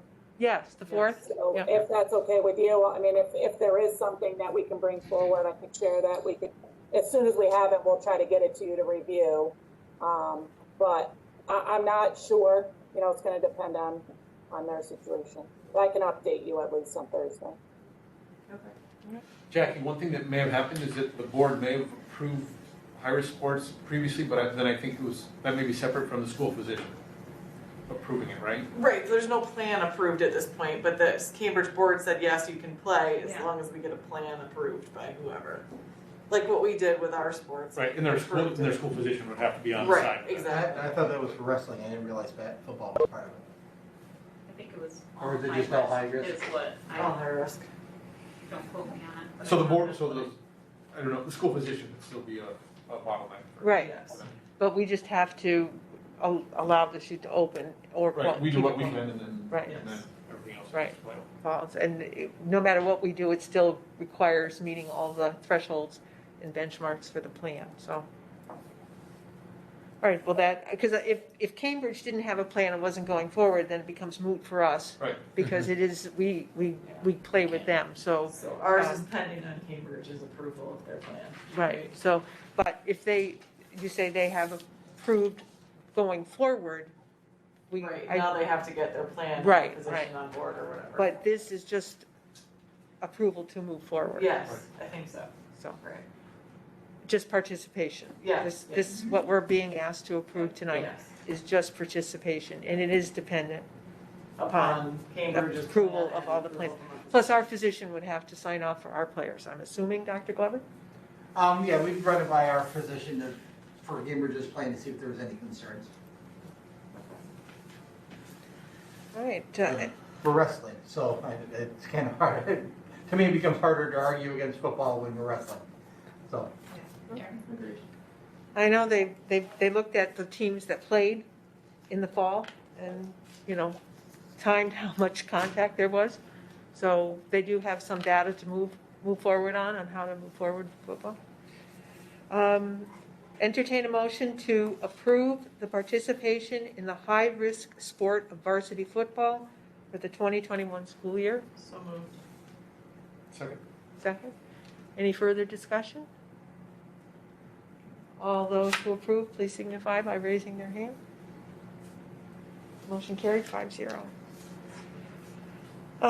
We do have the discussion item, summer school program for students,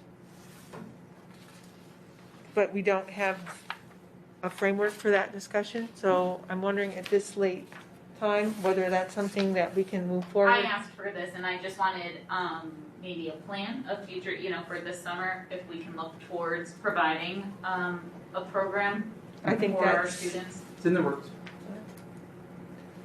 We don't know that. Yeah. Well, actually, the last meeting when we talked about rebuilding in and building the plan in, I said part of the plan was getting kids back now to build on what we're gonna do this summer, to Yes. build on what we're gonna do next year. So the board had indication that summer was part of that plan. But we didn't know it was for students, we didn't know if it was for adults. So we can nitpick for the whole time, but yes, the program would be something that could be supported. So this Pam- is for all students? All interested students? This isn't summer school, this is a summer program. It can be a support system, you wouldn't I'm have. just trying to understand, make sure everybody's talking the same language. If you have a summer school, it's for a specific amount of time. If we have just support services, we could make them 3 mornings or afternoons a week or whatever. I think we should work with the lunch, learn, play schedule so that we're not in conflict with that.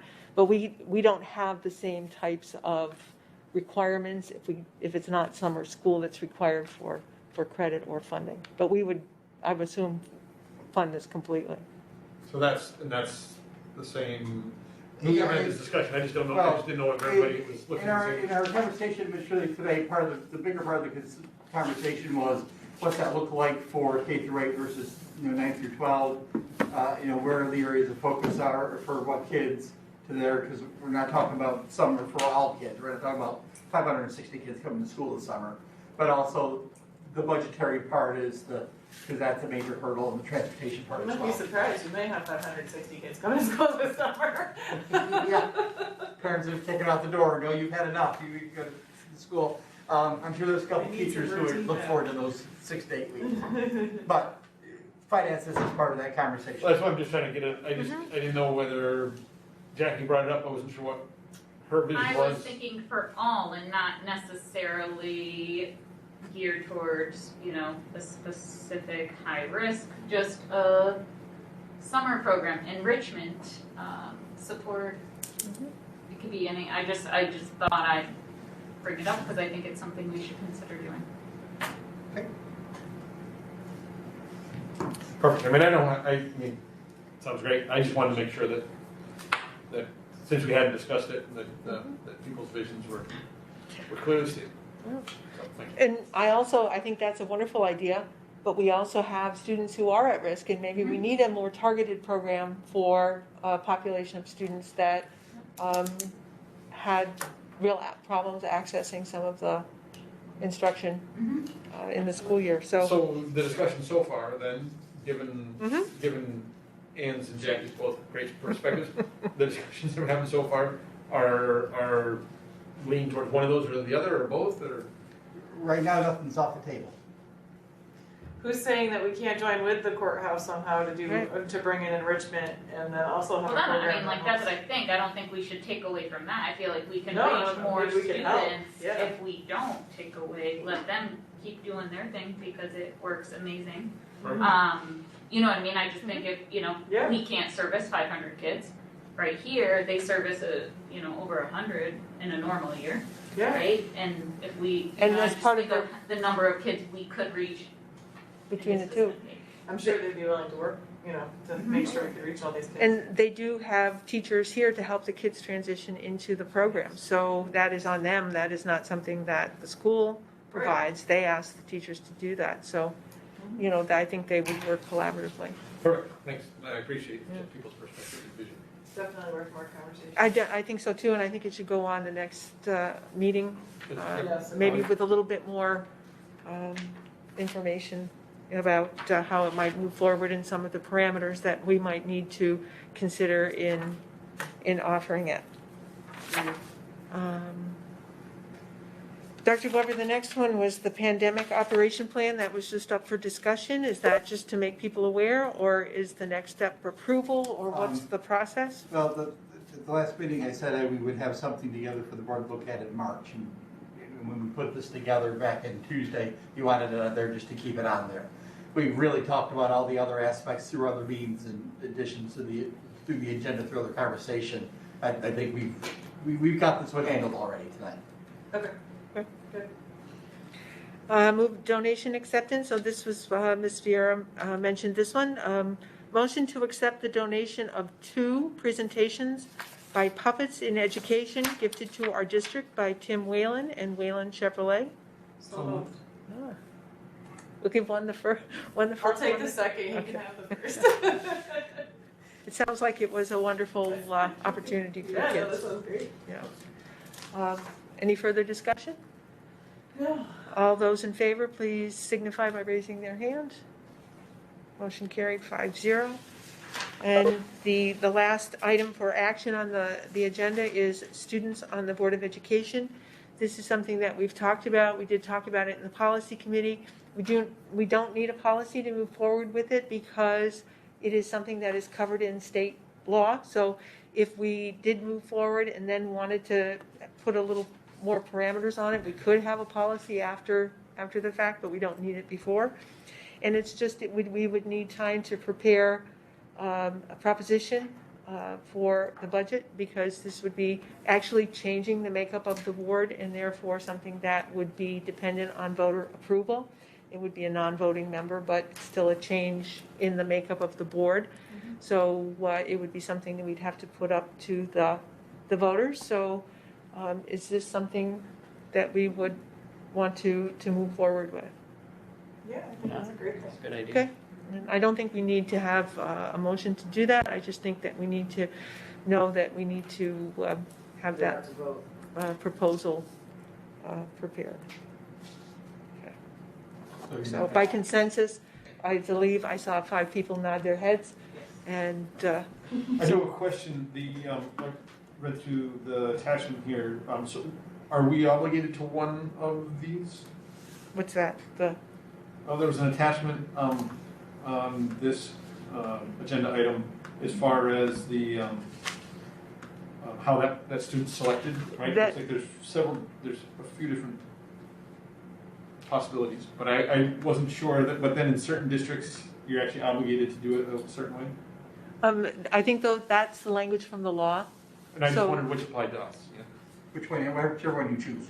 Whichever one we choose, okay, so Yeah. we're not, there was. Yeah, and the way Chris kind of described this is that these are the rules, these are the guidelines, and it's not policy, right? There have to be a policy to it. So if, the board decides it wants to do, whatever the approach is, it's just the board needs to pick that and then follow it. So I guess there's limitations, right? So there's limitations selection process in districts with district-wide student government. So our student council is not district-wide student government. No, it's in 2 chunks. Middle and high. So that limitation doesn't apply to us. Okay, perfect. That was my I'm question. gonna say middle, high.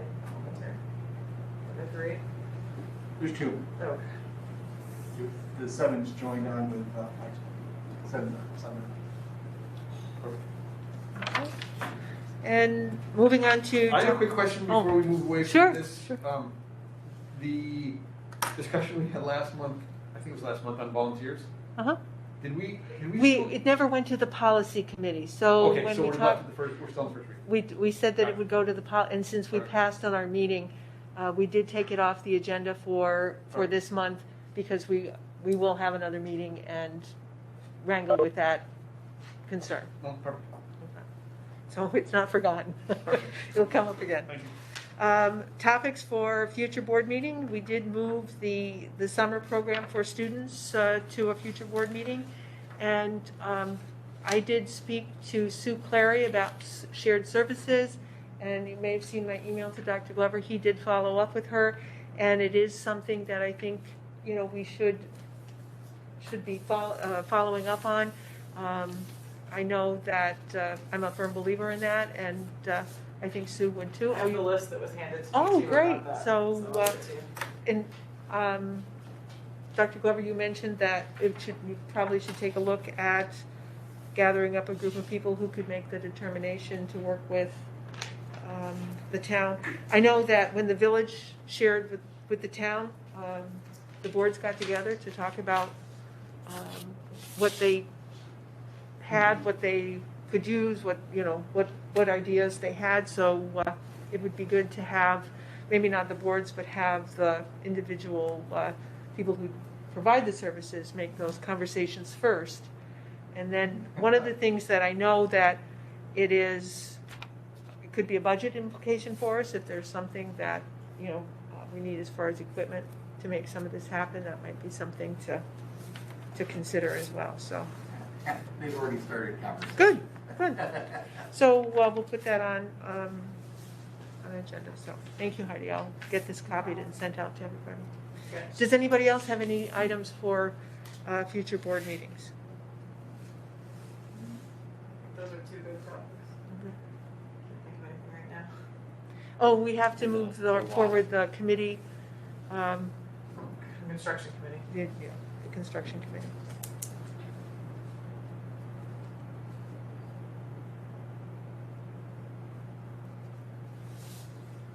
I'm sorry, my brain's starting to turn to mush, so is there anything else that we moved forward? WADA memo? Okay. The WADA memo. WADA. The WADA Oh, memo. yes, the MOA, thank you.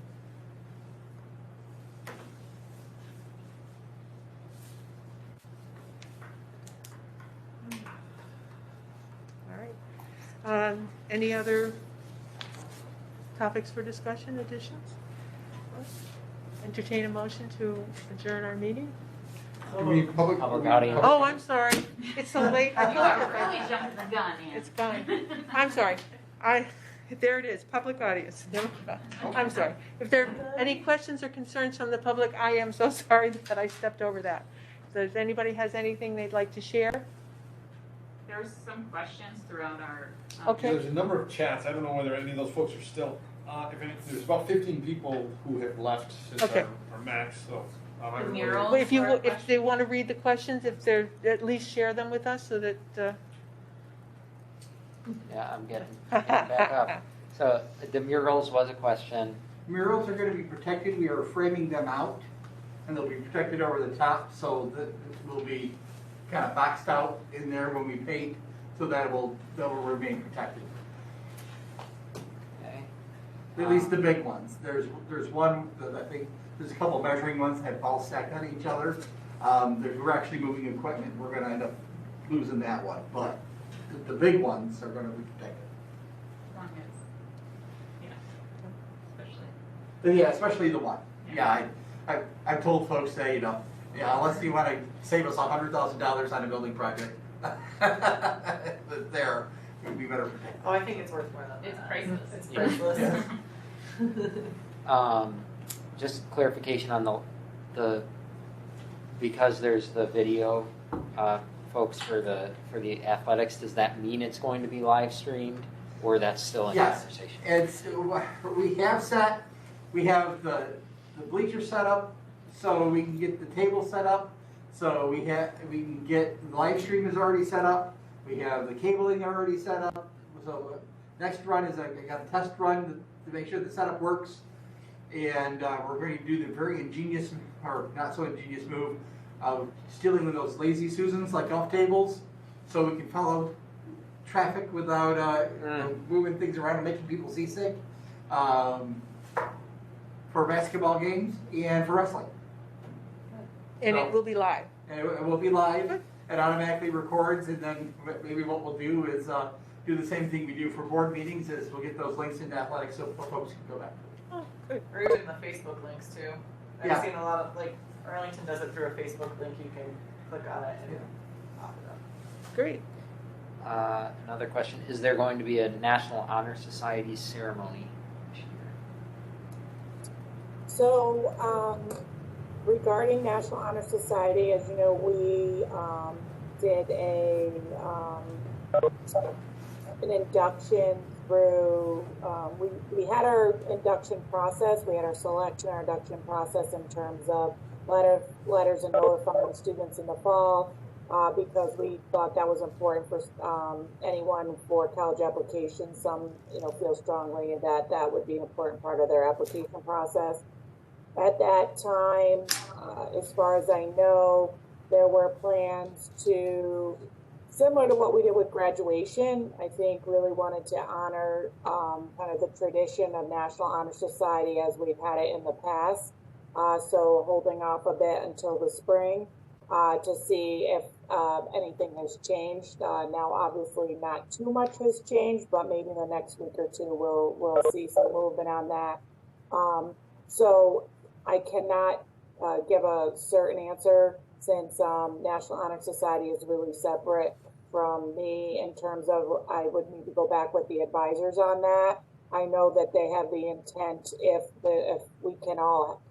we can have an induction, it might need to be similar to athletics where we just have our students and we have the ceremony and we live stream that as well. So I know that is an option. There have been some national sharing of different types of ceremonies along the way and recognizing their inductees. So I would say it is possible. We were holding out hope for a very traditional ceremony. I don't think we'll probably see that, but I will reach out to the advisors, Mrs. McPhee and Mrs. Perkins, and I will have an update at the next meeting. I think we should have a pretty good idea of where we're going with that by the March meeting. Thank you. I think that's everything unless anybody else has any comments. Does anybody else have any comments or questions or concerns for the board? Brenda, I think. Yeah, I do. I just want to say congratulations to Stacy Parker for becoming student or teacher of the week. Well deserved. So I just thought I'd recognize. TCT. Oh, I didn't realize that. Congratulations to Stacy. That's wonderful. Thank you, Brenda.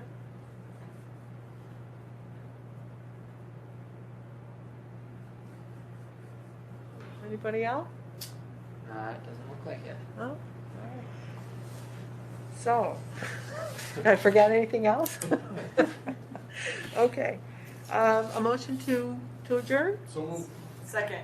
All those in favor? Aye. Meeting adjourned, 9:38.